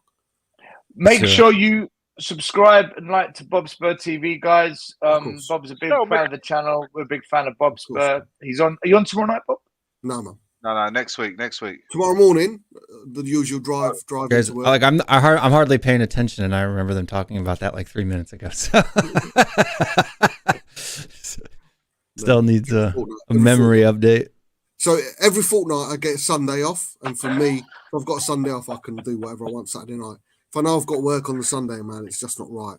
Medication and sleep and all that. So every Sunday I've got off, I'll be doing a Saturday night show, and it's every fortnight. But yeah, morning drives, man, they seem to be going all right.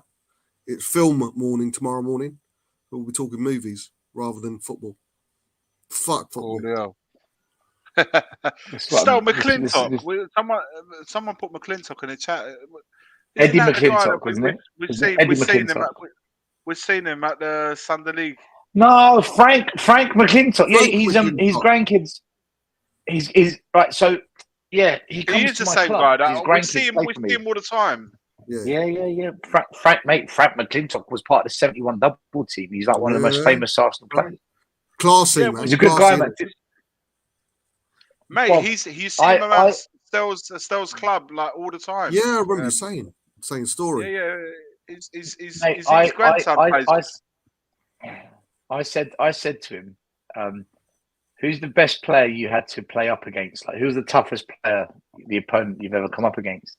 And he goes to me, Bobby Robson. He goes, he was a gentleman off the pitch. He was a fucking nightmare on the pitch. Absolute horrible player to have to play against. He goes, my God, in his strong Scottish accent, my God, that Bobby Robson, I tell you. I went, really, is that the hardest player you played against? He goes, no. It's one of your boys. One of your boys. He goes to me, Johan Cruyff, what a player. Oh my God, Johan Cruyff. I'm like, Johan Cruyff. What kind of a name is that to drop? Like one of the most iconic footballers to ever play football. He's like, Johan Cruyff was the toughest player. But I'm like, when you hear people talking about it who've actually been there, it makes you realise, man, these are legends. These are legends of the game. They're legends. He's a good, but he's. Marcus saying he's all right. He's all right. All the cash converters. He owns all the cash converters. Yeah. I asked Coover this question the other morning. How many truly, put Barca to one side, truly world-class players under Lenik? We'll talk about Lenik, fuck it. Or during the Premier League. Oh, yeah. Under Lenik have we had truly world-class?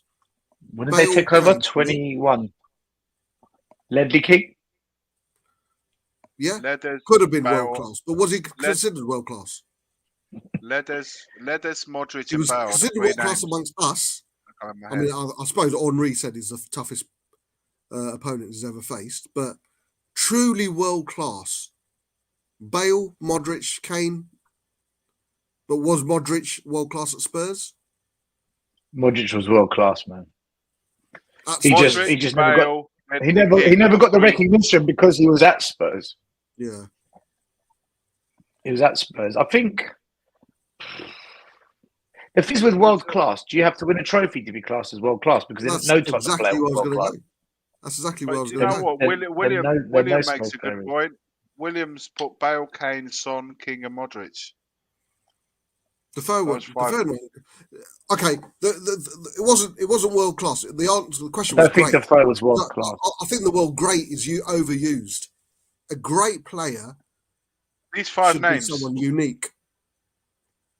I think these five. I think this is fair. This is very fair. Yeah, but there's quite a big section of the Spurs fan base and a lot of fans that aren't Tottenham that will say Son is not world class. Though that's a debatable one. For me, I think he is world class. Can I say something? Yeah, Berbatov, man, that's a great shout. Was Modric world class at Spurs, or did he become more world class at Madrid? Yeah, but what? Yeah, but Iggy, this is the point. Was he world class in Madrid because he won trophies there, or was he world class because he was surrounded by better players? For me, I thought Modric was unbelievable at Tottenham, but Tottenham doesn't give you that recognition, does it? I would put him in there. I would actually. You know what? I would say, is it too far to say Van der Vaart? Would you include Van der Vaart in there? I don't think it was. I don't think he was a great. Will he go down as a? You know, when we think greats, he wasn't here long there enough. are greats. There's greats. Van der Vaart, class great. I love Defoe, one of my favourite players. I don't consider him a Premier League great. Modric, he was great. He was brilliant at Spurs, but what would he? Is he's got to? And okay. Modric's a bad example. Defoe. The thing is, Bob. I don't even. The thing is, great. When you say Premier League great, you've got to look at what other players were around. So you're thinking Thierry Henry, Ruud van Nistelrooy, you're thinking Dimitar Berbatov, Teddy Sheringham, you're thinking Aguero, you're thinking of Robbie Fowler, you're thinking of Michael Owen. If you go through all the strikers, where's Defoe now? Is he a great? Probably not. Was Ginola a Premier League great? The thing with Ginola, he was a flair player. He was a flair player. Ginola so people would always give them more praise than perhaps what they deserve because they're flair. No. Whereas if you look at Ginola, he had a couple of good seasons, Bob. That was it. Ginola in that team was the only shining light. In that team, it was like a grey cloud, and he was the only ray of sunshine. Is that why though? He stood out though because everyone else was shit. Side.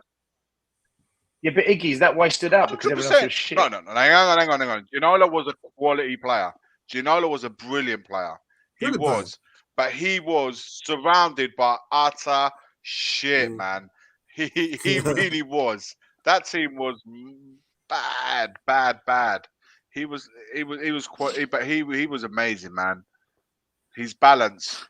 The left foot, right foot. He can go. He was brilliant. You show him down the line, show him the inside. He will destroy you. On his day, he was unplayable. Gary Neville said it.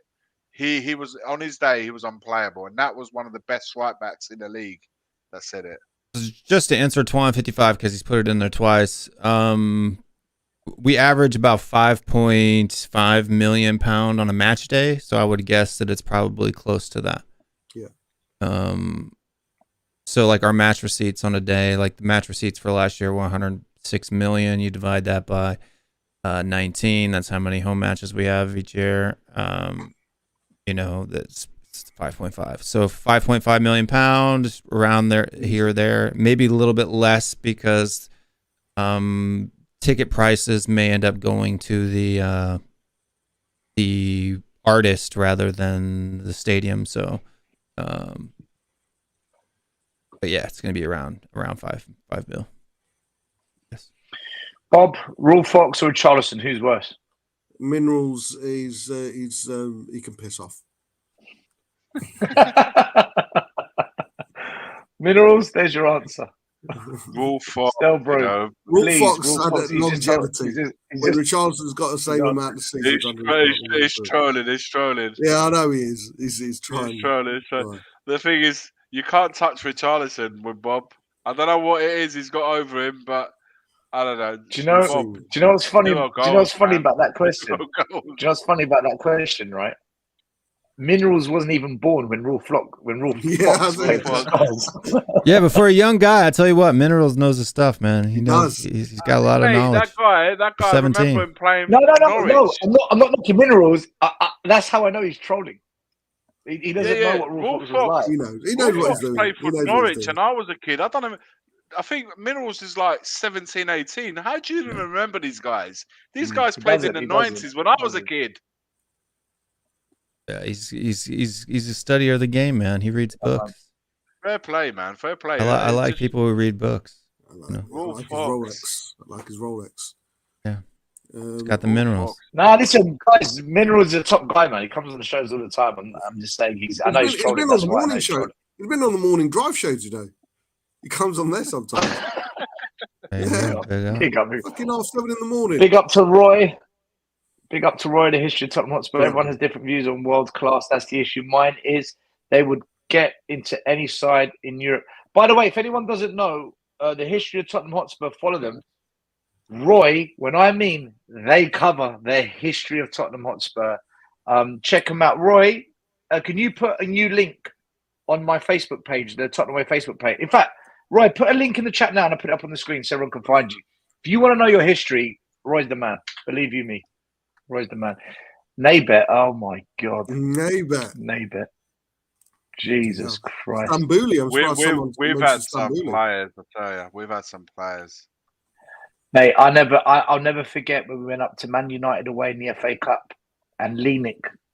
We had Darren Caskey and Anthony Gardner playing. It was an absolute shambles. Absolute shit show up there, man. But then back then, you know, it was just normal. Now it's just annoying because we pay a lot of money for it. Do you remember now New Year's we've got Day? Long Lane Dyer. Do you remember New Year's Day against Man United with Chris Armstrong scoring 2 goals, beating 4-1? That was no 4-0, I think it was. Sheringham, Armstrong. That was a day and a half. That was New Year's Day. Remember QPR beating Man United 4-1. Chris Bailey scoring a hat-trick. Andy Sinton getting the 4th. Rule Fox, I think, played as well. Yeah. Fox, Andy Sinton. Who was that other striker we had up front? Bobby Zamora. Yeah. We've had some shit at this club. To be fair, we've still got shit now. Do you remember a young Andy Turner, a 17-year-old? Do you remember him? Yeah. Scottish guy. Came up for Darren Anderton. We were losing 1-0 at home. And Darren Anderton, big summer signing, 5 whatever million it was, got substituted. Andy Turner came on and scored the winner in the last minute at home. 1-2-1. Everyone's saying, look at this, you've got a youngster like this, you've wasted money on a Darren Anderton. Mate, do you remember when we were told that Stuart Nethercott was going to be the next big thing? Yeah. Stuart Nethercott. Absolute rubbish. Turned the game against Southampton, didn't he? When he came off. Oh, you got a good memory. When was that? 6-2 at the Dell. Replay. That was Ronnie Rosenthal. Ronnie Rosenthal turned that game around. But Ronnie Rosenthal came on for Stuart Nethercott. He changed the game by bringing him off and bringing was that the song? Because it was so he shit. Come off the rock. Yeah. Nethercott came off. Ronnie Rosenthal comes on and scores 3 world-class goals. Yeah, I met Ronnie Rosenthal once. I was a kid, right, and I met him. Nice guy, nothing wrong with it. And I remember having a piece of paper and a pen. I told him to sign it. Right, what I didn't know, he only signs. He only signs with an R. He just did an R. So when he signs it, does an R and moves on. I look at the paper and I'm thinking, he's just put an R on there. Hand up front the paper away. I was so pissed off. He didn't give me a full Rosenthal. I don't want this. He's just put an R in it. I said I don't know if I was with my uncle. What kind of shitty signature is that? So I threw it on the floor. Yeah. Remember that sitter away to Villa Park? Yeah, hit the bar. That's when Liverpool had Candy, wasn't it? They had Candy, the 3 stripes. With the green stripes. With the green, I remember it well. Yeah, that's it. Yeah, the green kit with the 3 stripes of Candy. Do you know what? It's incredible how so many kits back then. The design was simple, but it was so much more powerful. So much more powerful, the kits. Like, but also nowadays, kits stays in your brain because whatever colour you want, purple, yellow, black, green, yellow, green. 3 massive stripes. Put the cockle on it. There you go. They were way too baggy though back then. We were the first. The 90s was hip hop. The 90s was hip hop. In the 91 Cup final, we wore our new kit, and we were the first ones to move away from baggy shorts in that cup final, and they still were baggy. They were bringing back the tight fit shorts, and they still look fucking baggy as fuck. But mate, I remember John Barnes. I remember John Barnes playing for England, and his shorts, he looked like he was wearing hot pants. They were proper tight, and he had like these thunder thighs just Mate, bursting out of the material. Bit of cock out the bottom. For Liverpool, he was the same. It was just that time. If you see him in the photos of the Liverpool kit on, he's the same. He was another great player, man. Great player. He took a lot of stick, man. And I don't understand it because for me, he was a really, really good player. Top player. John Barnes was class, man. John Barnes was a class player. He was absolute quality. Do you remember that goal he scored against Brazil? Brazil, yeah, I was just going to say that. Even the Brazil media stood up and took notice. So who's this guy? This English player shouldn't be able to do that. He's in the wrong team, mate. He did that against Brazil at their backyard. Yeah. In America. His free kick against Netherlands. I remember that. Yeah. By the way, I've got a confession to make. Sorry? I've got a confession to make. This game here that Athelson's talking about, right? In 1987-86, that's when I first got into football, right? There it is. Look at that. Oh, yeah. Right. There you go. Yeah, we get it, Iggy. We get it. All right. Zooming in. So for the ladies in the house. So my word. That cup final against Coventry, I was a Coventry fan, by the way, because I only got into football when I was 8, 9 years old. So I was 8 or 9 then.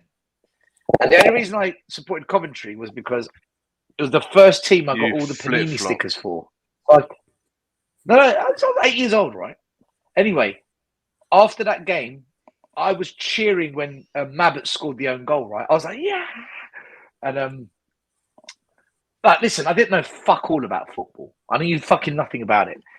Anyway, my uncle and my granddad were fuming when we lost that game. And I remember my uncle nearly was in tears. My granddad was just so depressed. I felt so bad that I was happy that I supported Tottenham from that day. I thought, do you know what? We're family, right? What a fucking mistake.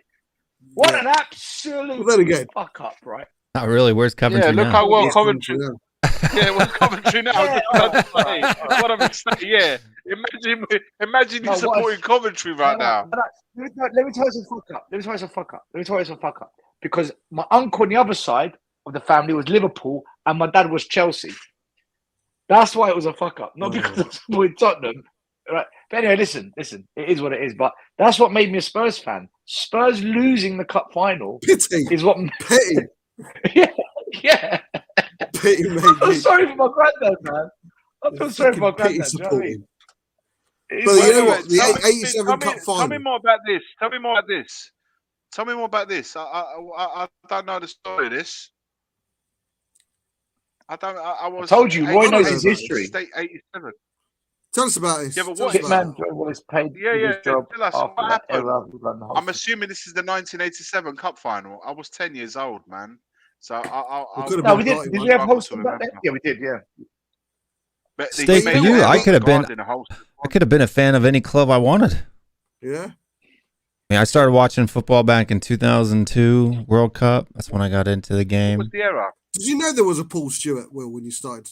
No, I didn't. No. And then my son was already born by the time that I really started watching Tottenham. So, Will, I'm gonna find that shirt. What Paul Stewart wore number 7, right? For us. Yeah, number 791. Yeah. But there was no name obviously at the back of the shirt back then, but it was known to. And my son started wearing number 7 too. That's why he was. If I find that, PS7. Will, I promise to look for that shirt. Verse 28 now. I'll get it. What position does he play, Will? He plays attacking midfield striker. There you go. So Paul Stewart started sometimes as a winger. Striker. Paul Stewart then started as a in striker and he moved into attacking midfield. He moved to attacking mid. He was a good player. All right, here's what happened. But a big up TJ. Thank you so much for becoming a member. So if you want to become a member, the link's pinned to the top of the chat. Get mod perms. Really? Adidas and Hoddle shirts didn't have sponsor on them. Richard Goss was blank do you know too, what? and I apparently need to go and Gary find. Stevens' shirt had no sponsor either. So that's All basically right. what happened. So, and that was for the cup final. I've never noticed. I was too busy watching No. commentary, so I Who? don't know. I'm gonna have to look. I'm gonna have to look and see. There You must know, be a you know big the photo. '87 Cup final when Mabs scored the own goal, which obviously, as a Spurs man, totally killed him. He's so I'm so gutted for Mabbott. I said it on when he came on That was on the stream. It's so free. He when Des Walker scored the own goal in the '91 Cup final, Mabbott was right behind him. If Des Walker hadn't got there, it would have gone off Gary Mabbott. And what a way to make up for that own goal 4 years later. But I was still rejoiced in the fact that we won it. But Yeah, how man. fitting Lifting it the would FA be. Cup in '91. Lifting the FA Cup in He did '91 lift it. was He like did lift redemption. it. Yeah, he did lift it. Do He you know got what? into the England squad at the back of that. Mabbott was a good defender for us, man. Yeah. Mabbott was a good defender for us. Oh wow! I wonder how Wow, much it really those. is. That one had Mate. no sponsor in it. Oh, That's yeah. Hoddle. How nice does that kit look? You can see it. clean. If you look, I'm going to show you another photo. And then bear with me 1 second. My glasses. If you look there, this guy Yeah. has got the sponsor, That's Houghton, Richard that's Houghton, Goff. isn't it? Richard Yeah. Goff. Paul Allen. No, that's That's not. Houghton, man. I don't know. That's who that not is, Houghton. but look at well, just look at the guy with Yeah, the let's see sponsor. Look at the Holston, guy, yeah. the And guy Richard Goff in behind the him, Richard background. Goff, has got Yeah. a sponsor. Who Yeah. knew that? Who knew that? What are you doing, Will? I can send you. Roy, I told I'm you. promoting if my you want to know about glasses. history of Tottenham, Da Vinci.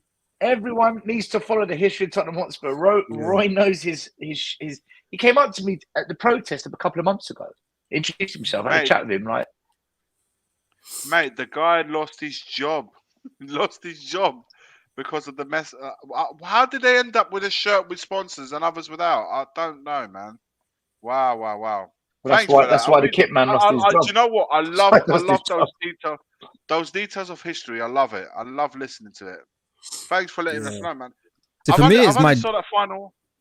I only saw that Okay. final once. I never watched it again. I was like, I never See, for me, watched it's my it again, it's my stepdad's fault, right? So he was born in Tottenham, raised in Kent, Spurs fan his whole life, and when I got into the game, I was in Korea at the time. should have been a Man United fan right there because Park Ji-sung, was real big in Korea at the time. It was pretty much the only game that you could watch on TV back then.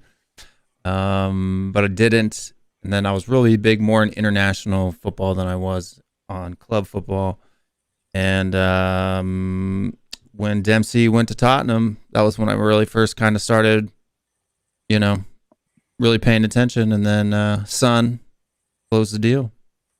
And then my son. So it's my stepdad's fault. You can blame him. I like the way whenever we talk about the history. It's all the Pirate King's us fault. becoming Spurs fans. It's always I blame him. It's not like that's when I became a Spurs fan. Never looked back since. Yeah, that's I blame someone. It's the Pirate King's fault. What's the oldest game you can reminisce about? I don't even know, man.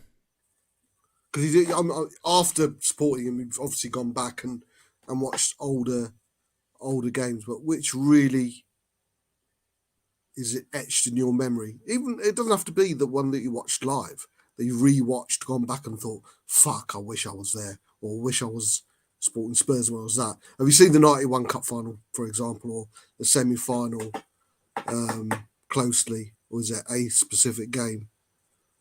I mean, the one that's the most memorable for me was, there's a lot of memorable games, but the one that was probably most memorable for me was the quarterfinal win, second leg quarterfinal win in the Champions League against City. Because we had my mom, my stepdad, all of us, had gone on to an Airbnb, and we all watched it together, and we're watching it there, and because we were going through, right, that last game and that that second leg was just crazy, right? So all jumping up and down and screaming and hollering. That was by far the. That's what football does to you, man. Yeah. Mate, my most memorable. By the way, Iggy, that's why the kit thing happened. They mixed up 2 orders of kits. One was for youth, one was for the adults. The youth weren't Schoolboy allowed alcohol on the kits. Schoolboy era. So that's what Oh happened. my god. Literally Incredible. And schoolboy era. the kit man had one job, man. One job. You've got to think Eventually. a cup final. Surely you'd go through the kits 2, 3, 4 times, making sure number 1 to 11 are all there. The substitute numbers are there. You would go through it 3 or 4 times. Other socks, the right amount of shorts. You don't want to get anything wrong. There was a company like that. Little things at like the that time. There was mess up the players' minds, man. You know, superstitious players or players that look at their shirt and is that why we lost? as your teammate. Yeah. Is that why we lost? I'm not saying, but you got to make sure that the Extra details, man. You leave nothing to chance. You don't want to look at your teammate. He's not wearing the same shirt. I'm sure they had a laugh about it, but there's, other people might look at it, guys. This is incompetence. It's pure incompetence. Mate, there was this sports shop in North London. They had a couple of locations called Briggs Sports. I don't know if you've ever heard of Briggs Sports. Of course, I bet remember you they ordered Wood Green. I Briggs. used to buy all my stuff from there. There was Wood Green, Holloway, opposite the Enfield, library. there's one other. Opposite the library. I bet you we ordered the bloody kits from Briggs. That's I used what to buy happened. I used to buy it opposite the library. There was a Briggs there in Wood Green, and I used to, many years ago when I used to live in that area, I used to buy the shirts from there. I used to buy all my stuff from there. So good times, man. Good times. Mate, Bob, my most memorable game was a disaster. Go on. 4th of May. Can't remember what it was in the 90s. It was my birthday. I had such a good birthday.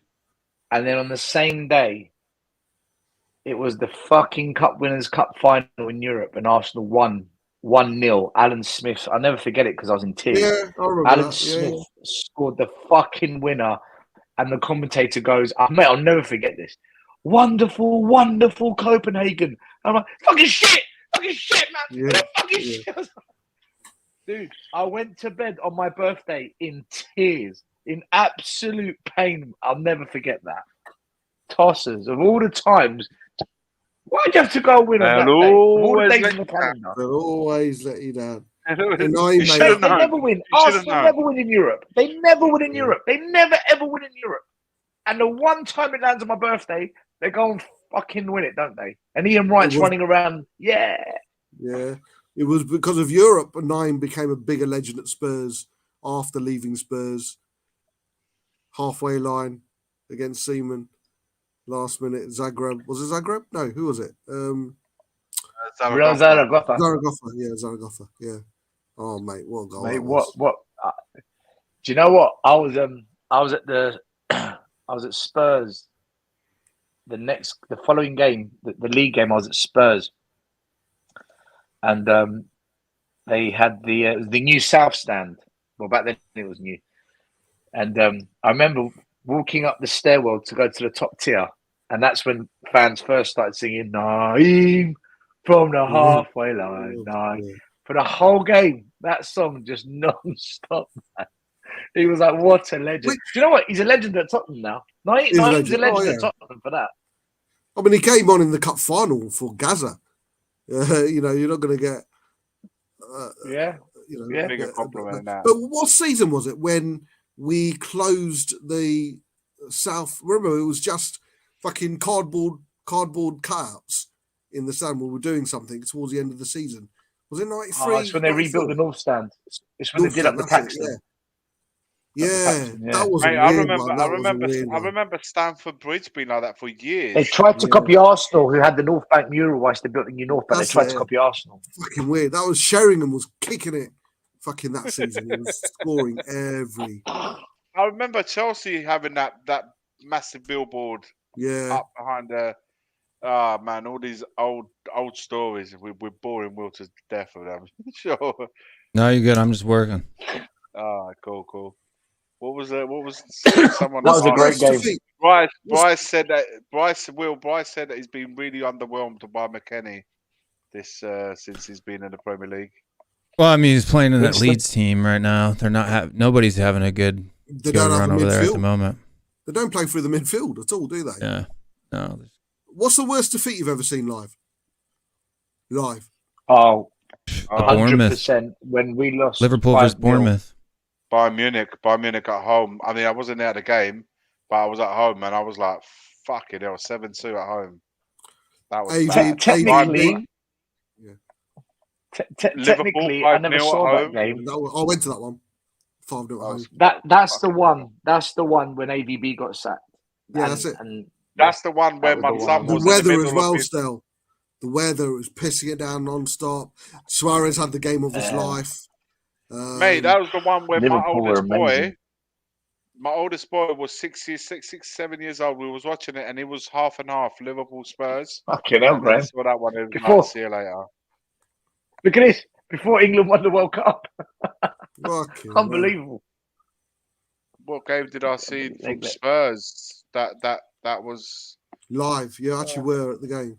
You know when we lost to Bayern Munich, right? Give me a Technically, I sec, didn't when see the full game because when they scored the fifth one, I'm like, fuck this. Oh, wow. I Yeah. got up, I walked out, and as I was walking out, the steward, I recognised him, and he called me over. I said, as I'm saying hello to him, I can hear the cheer for the sixth goal. I'm like, listen, mate, I've got to get out of here.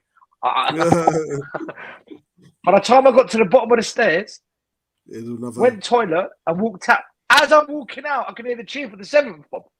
I'm like, oh my God, how many more goals? Yeah. I nearly went to that one. No. Iggy, you're still thinking. Yeah, because I'm trying to think. Like you're talking about We a lost real 7-0 bad at Anfield. defeat. Yeah. A real We lost bad 7-0 at defeat. Anfield. When was I can't see. I can't can't remember a game. I can't remember being at a game where we lost like 4 or 5 goals, like 7-2 or 5-1. I remember The only Newcastle one I can beat think us of. 4-7. I think the North. I think when you lose a North London derby at home, even if it's Yeah. not too many goals in it, it fucking stings, man. Because there was one. I think they won 3-1 at our ground. I can't remember what season it was now, and I was there, man. That was painful. It was just. This one was a bad one as well. This one was a bad one as well. What was his name? Amakachi was banging them in. Amakachi. It was 4-2, 4-1, and even now you speak to Jerry Francis, it still can't explain it. We've no idea why we didn't turn up in that game. We went all Spurs. They won the FA Cup that year. They beat Man United. Yeah, It was 1-0 in against Paul Man Rideout United. who scored the winner. All right out, yeah. Mate, I tell But you the one one- game the I one- went to. I tell you one game I went to, which was just the most. This is when Spursy began. Yeah, we were 3-0 up in the FA Cup. Man City go down to 10 men. They come out second half and win 4-3. 4-3. Oh Joe Barton. my Keegan, God, man! It was Keegan. My Yeah. God, man! How? Right, I got it. I Overtime. I was there. I got it. 10 men, I got the one. 10 men and they scored God. Man 4. United at home. Man United at home. 3. White Lane. When it's only Tottenham lads. I was there. 3-0. Yeah. We 3-0, was 5-3. winning. We was partying at half time, and we got absolutely annihilated. It's only Tottenham lads, and then we Beckham, came what back a out and performance. smashed That's us. the game. What a That's performance the from game. Beckham second half. Roy, man. Yeah, that's that it. Barton game second half, was. That was. I was in San Francisco. Me and my mate were traveling. We were doing a road trip down the West Coast, right? And he goes, I said to him, let's go for a walk. Let's get at the freaking hotel. He's like, no, I want to watch the Man United Arsenal game. I'm like, fuck Man United Arsenal. He goes, no. You wouldn't be saying that. Spurs are playing after. I bet you're going to want to watch that. I'm like, all right, I'll watch this game then. Come on. They lost 8-2. Yeah. They lost 8 I remember that. fucking 2. I was cussing him. Man United, Arsenal. Yeah. I Right? remember it. Arsenal He wore that refused blue to come shirt. out. I remember it. Yeah. He refused. He refused to come out. He's like, I'm not going anywhere. Fuck this day. I'm like, we've thrown all this weight for you to stay in the hotel because of who gives a shit? He's like, no. I'm not going anyway. I go, all right. Are you at least going to watch Spurs Man City? He goes, fucking don't care. We lost 6-0, yeah? Mm. He goes to me, do you want to go out? I'm not fucking going anywhere. You fucking go. Mate, Never ever watch a game, man. Never ever watch a game none before you go out. None of us went out. Like, literally, Spurs, we conceded 14 goals between us in the space of 4 Did any hours. of you guys go to Spurs 6, Reading 4? Spurs 6. Oh, is that when Berbatov scored a hat-trick? Yeah. No, I didn't go to that one. Must have been a game, man, as well. I didn't go to that game. I remember. How have we ended up going on memory lane, man? How have we ended up here? 6-1. There's nothing else to talk about right now. Yeah. Yeah, no, we just casually just stumbled across the Tory under throw. I remember all these games, you know. Do you know what? We've taken some licks, man. No, What's wrong with my mic? Is the mic too loud? Remember Yeah, it's like clipping. Russell? Yeah, it's like popping and clicking. Who was It's there like for way that too. game? Why is 9-2 it doing against that? Wigan. Were you guys there? 9-1. Mate, 9-1. It wasn't maybe 9-2. 9-1, wasn't it? Was it 9-1? One I've or turned down the 9-2. volume. Maybe 9-1. Oh, that's Was why. you there? Was you guys? No, I didn't have the mic on. I had it as earphones. It should be right now. Yeah, that's Yeah, right. much Sorry, better. guys. I had the wrong settings. Had the Killing mic it. set up. That's why I said you're killing our ears earlier. Was you? Sorry, Was guys. you guys there? 9-1. No. Gutted. Was you there still for Defoe when he scored 4 goals against the? What's worse is 5 they goals, made a right? video out of it. It's Is 5 that when we goals, lost? Yeah, we lost 5-4. No. Against No, we beat Wigan 9-1, Wigan. and Defoe scored 5. No, I didn't go. That's when Corluka scored as well. Chorluka. Yeah. I missed that game. No. I didn't go. I didn't have a Holy season shit. ticket back then. Losing 5-0 at home to the Gooners in 1978, just before Christmas. Oh, boy, I was 1 year old, so I'm good. I'm glad I missed. Imagine that 5-0 at home, but just before Christmas against Arsenal. Oh Lord, what Christmas! When's the last time Spurs lost badly? 7-2, man. That's the worst one. Yeah. Since probably- Poch, that we're going back. That's 5 years ago, Iggy. The last 5 Yeah. years, under all these Not that bad much. managers have been sacked. But if you're talking about bad defeats, probably Zagreb, 3-0. But Jose, yeah. scoreline wise, yeah, it's 7-2. we haven't been thumped since Bayern. I don't think. No, man. Jose. We've had post Pochettino. We've had Jose, Nuno, Conte, Mason. No one's slapped us. Yeah, we've had a Bad- few no, not- 3-0s. We've had a few 3-0s, didn't we? Yeah, we've Yeah, had no a one's few hit like us. No one's- 4-1 against Leicester recently. Yeah, more 4-1 recently. against Leicester. That's probably as No, bad. That's Tottenham- borderline, you've isn't got it? five, That's you've got that's five. borderline being horrific. Just that's just Yeah, bad. That's just bad though. 4-1 at Leicester is a bad result, but because we got used to it, like this team doesn't surprise us when anything like that. I think the one that hurt the most. Do you know what, that week Arsenal away with Lamela scoring that amazing goal and then losing that Roberto. game and then follow that with that Zagreb. That week was probably for me one of the worst weeks. And that I'll put that. I'll match that with the Sheffield United, Wolves, Milan week. I'll say they're just as bad. That week and that week were awful. So yeah, I'd say that. Also against that, Nico Cranchar. That's it, not Chorluka. Nico Cranchar. Yeah, Harry Redknapp's son. Really. Mate, everywhere he goes, Portsmouth. There's that 3 or 4 players. Jermaine Defoe was like that, Crouch, wasn't he? Jermaine Defoe, Pete Crouch, Peter Mendes, Crouch. Mendes was Chorluka. a good player for us. Yeah. 4-1 Leicester, Grampy. Big up Grampy Grandpa Shamu's in the house. 7-2, yeah. As if you bow. Listen, before we wrap it up, I just want to get everyone's predictions for all the games for this weekend coming up. Let me get up the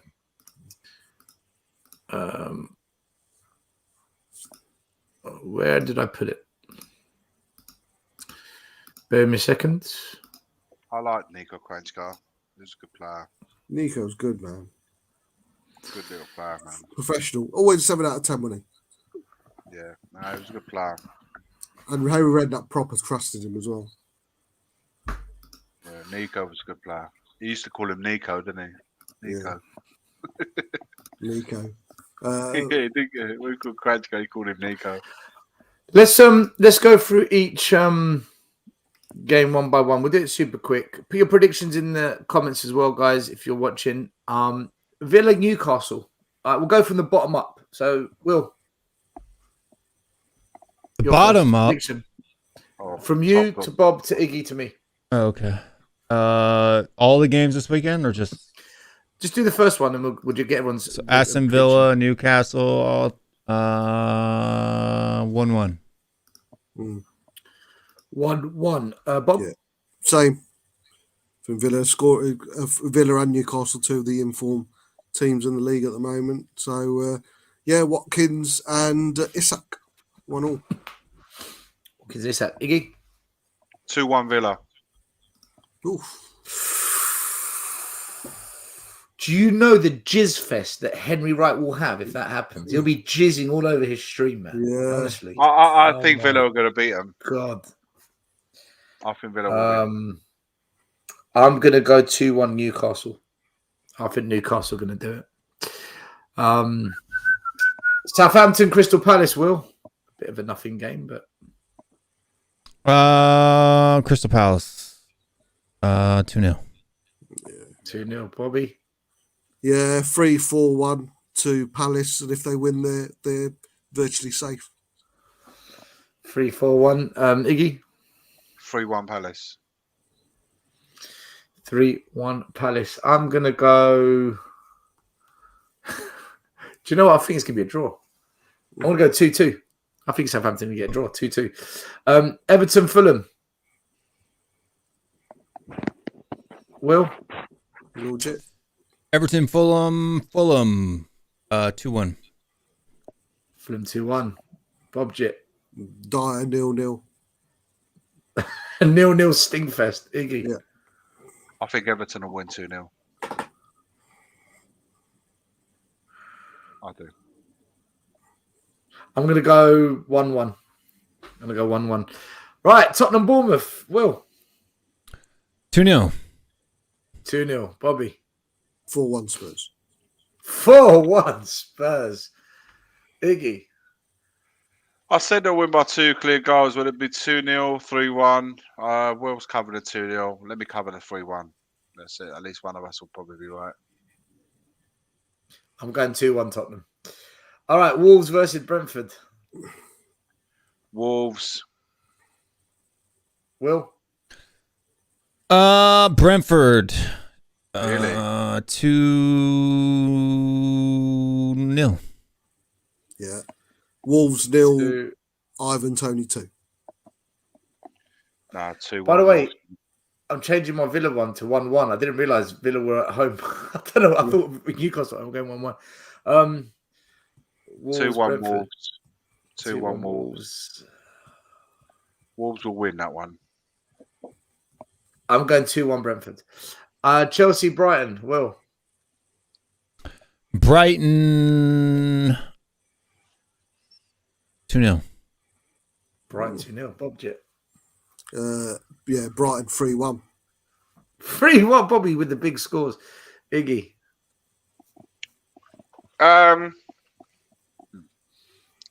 This is a tough one, man, but I think 2-2.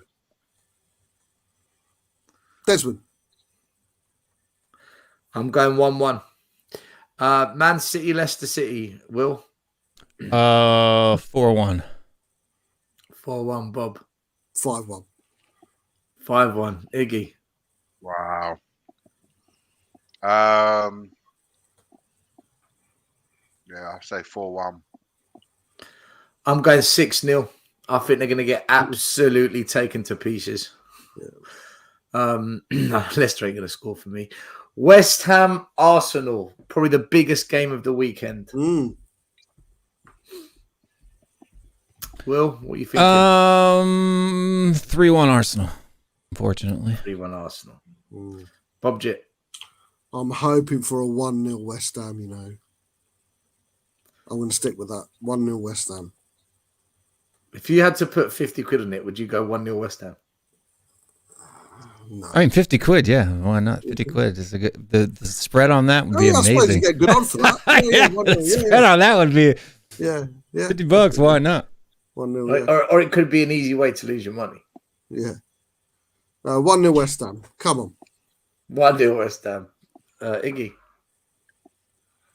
Arsenal win that by 2 or 3 goals. Let's just say, I'm going to say 2-0 Arsenal. I'm going 3-1 Arsenal. Nottingham Forest, Man United.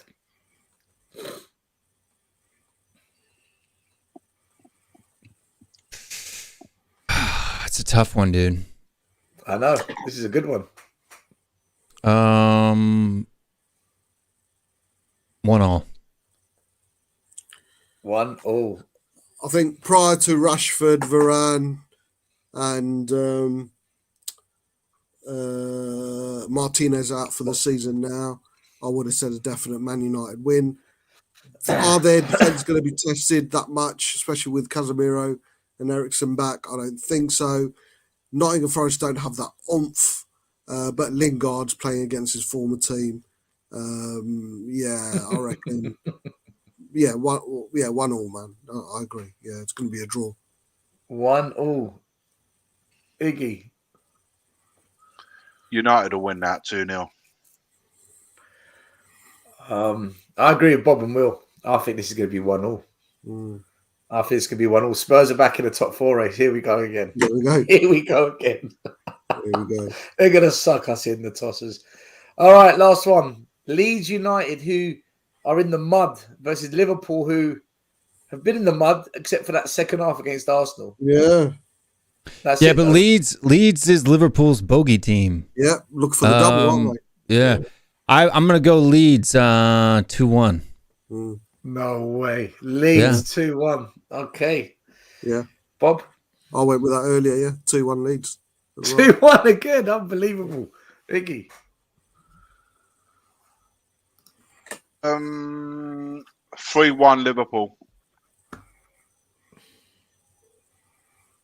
I'm going to go Viggy. 3-1 Liverpool. All right, guys. That's us done for today. We'll be back on Monday night. Just so people know in the audience, some of the emojis have been updated. Now I've got Stell's head, Iggy's head, JP's head, No way. my head, Tottenham away logo, and all that good stuff. So smash away with the new designs. Just want to say a big thank you to Strasbourg Steve, new member, Ryan Busy, new member, Wolves F1 for the super chat, Henry Thong for the new membership, William for the new membership, Swifty for the super chat, big up Swifty. The mug is in the post. A user for the super chat, Michael, new membership, Anthony for the big super chat, big up my man, Hen Lee Wong for the membership, Bob Spur, who also joined us for the super chat, big up Bob, Rob for the new membership, and to TJ Warren for the membership as well. Guys, thank you so much. Also, big up to Bob Spur TV. Bobby is live tomorrow in his car, Bob, yeah? Yeah. What time, Bob? About quarter to 8. Nice and early. If I'm up, I'm talking films tomorrow, so by all means. Oh, yeah, why not, man? If Spurs, I'm up, Spurs and science fiction, probably. We'll see. Okay, then I'll sleep then. Listen, if you're up early tomorrow, wake up, check out Bob Spur. If you don't wake up early, then check the rerun when it's up on the internet. Otherwise, we'll be back on Monday night. I don't know if Iggy's doing anything. Oh, I'll be uploading some content from tomorrow from the protest at some point. And then the fan show is back next week on Wednesday. So if you want to jump on, have your say. Tomorrow night, 8:30 p.m. Eastern time, the Will Stewart THFC Rant show will be there. So check it out. Otherwise known as the post-match analysis, which is 1:30 in the morning UK time. Yeah. I just said 8:30 p.m. Eastern time. Sorry, 1:30 p.m. UK time as well. So people don't know the time difference, Will. Not everyone knows the time difference. It's 5 hours. No. That way or that way? For you guys, it's backwards. 5 hours backwards. For me, it's 5 hours ahead. What time is that? 1:30 a.m. Yeah, it's always. Yeah. For us, it is. But right, like right now in London, it's 9:20 and then for me it's No, it's 6:20. 11:20. 11:20. For the sorry, ni- yeah. for the night owls here in the UK, that is the perfect time to jump on and have your say with Will, man. Or if you don't want to go, just do what I do and sleep with Will in your ear. That's right. Just put it on yeah. and listen. He's got a very soothing voice. He's got a very soothing voice at that time of night. right. So Especially when the country racer music comes in. nothing better than being intoxicated with alcohol, with a kebab in your hand, That's and it. listening to Will. Beautiful. And so relaxed. BB, the protest is on from about 11:30 tomorrow. We'll be there about 12:30. So if you We come will down, be there. I'll see you there. Big up to everyone saying big up and good night. I hope you all have a... Will, what time is that in Australia? So they're ahead of us. Wow. Okay, I don't know. What's Will trying to say? He doesn't care, Bryce. Jog on. It is whatever time it is. Yeah. 8:20 a.m. over there now. So that would be... Okay, so that would be 2 2 hours ahead. So Yeah, yes, 6:20. so add 2, Listen, so it'll be Are you guys telling me 10:30 in the a.m. 10:30 a.m. 10:30. on Sunday. There you Not go. a.m., but in the a.m., right? You got to get in the a.m. Listen, Bryce knows. In the man. AM. Bryce knows. Shane's always on the breakfast show. Yeah, Shane B. Big up I Shane saw B. Shane the other day. I'm like, I don't know, Shane's on the show. Yeah, Shane's That's- on the show. Shane's always on my shows too, man. He's number Yeah, one. he is, yeah. Jesus Christ. Guys, listen, thank you for watching tonight. We had about 240, 250, 220 people watching during the show. So honestly, so much thank you and love, respect to all of you. Make sure you go like and subscribe to our channel, to Tottenham Way 2 and to Bob Spur TV. Show the love. Yeah, we'll see you over the weekend, Monday and next week. Otherwise, come on, you Spurs, and hopefully we get another win tomorrow. Let's go. Nicola Berti. The first game we look for, Robbie. Tottenham away. When we got Tottenham away.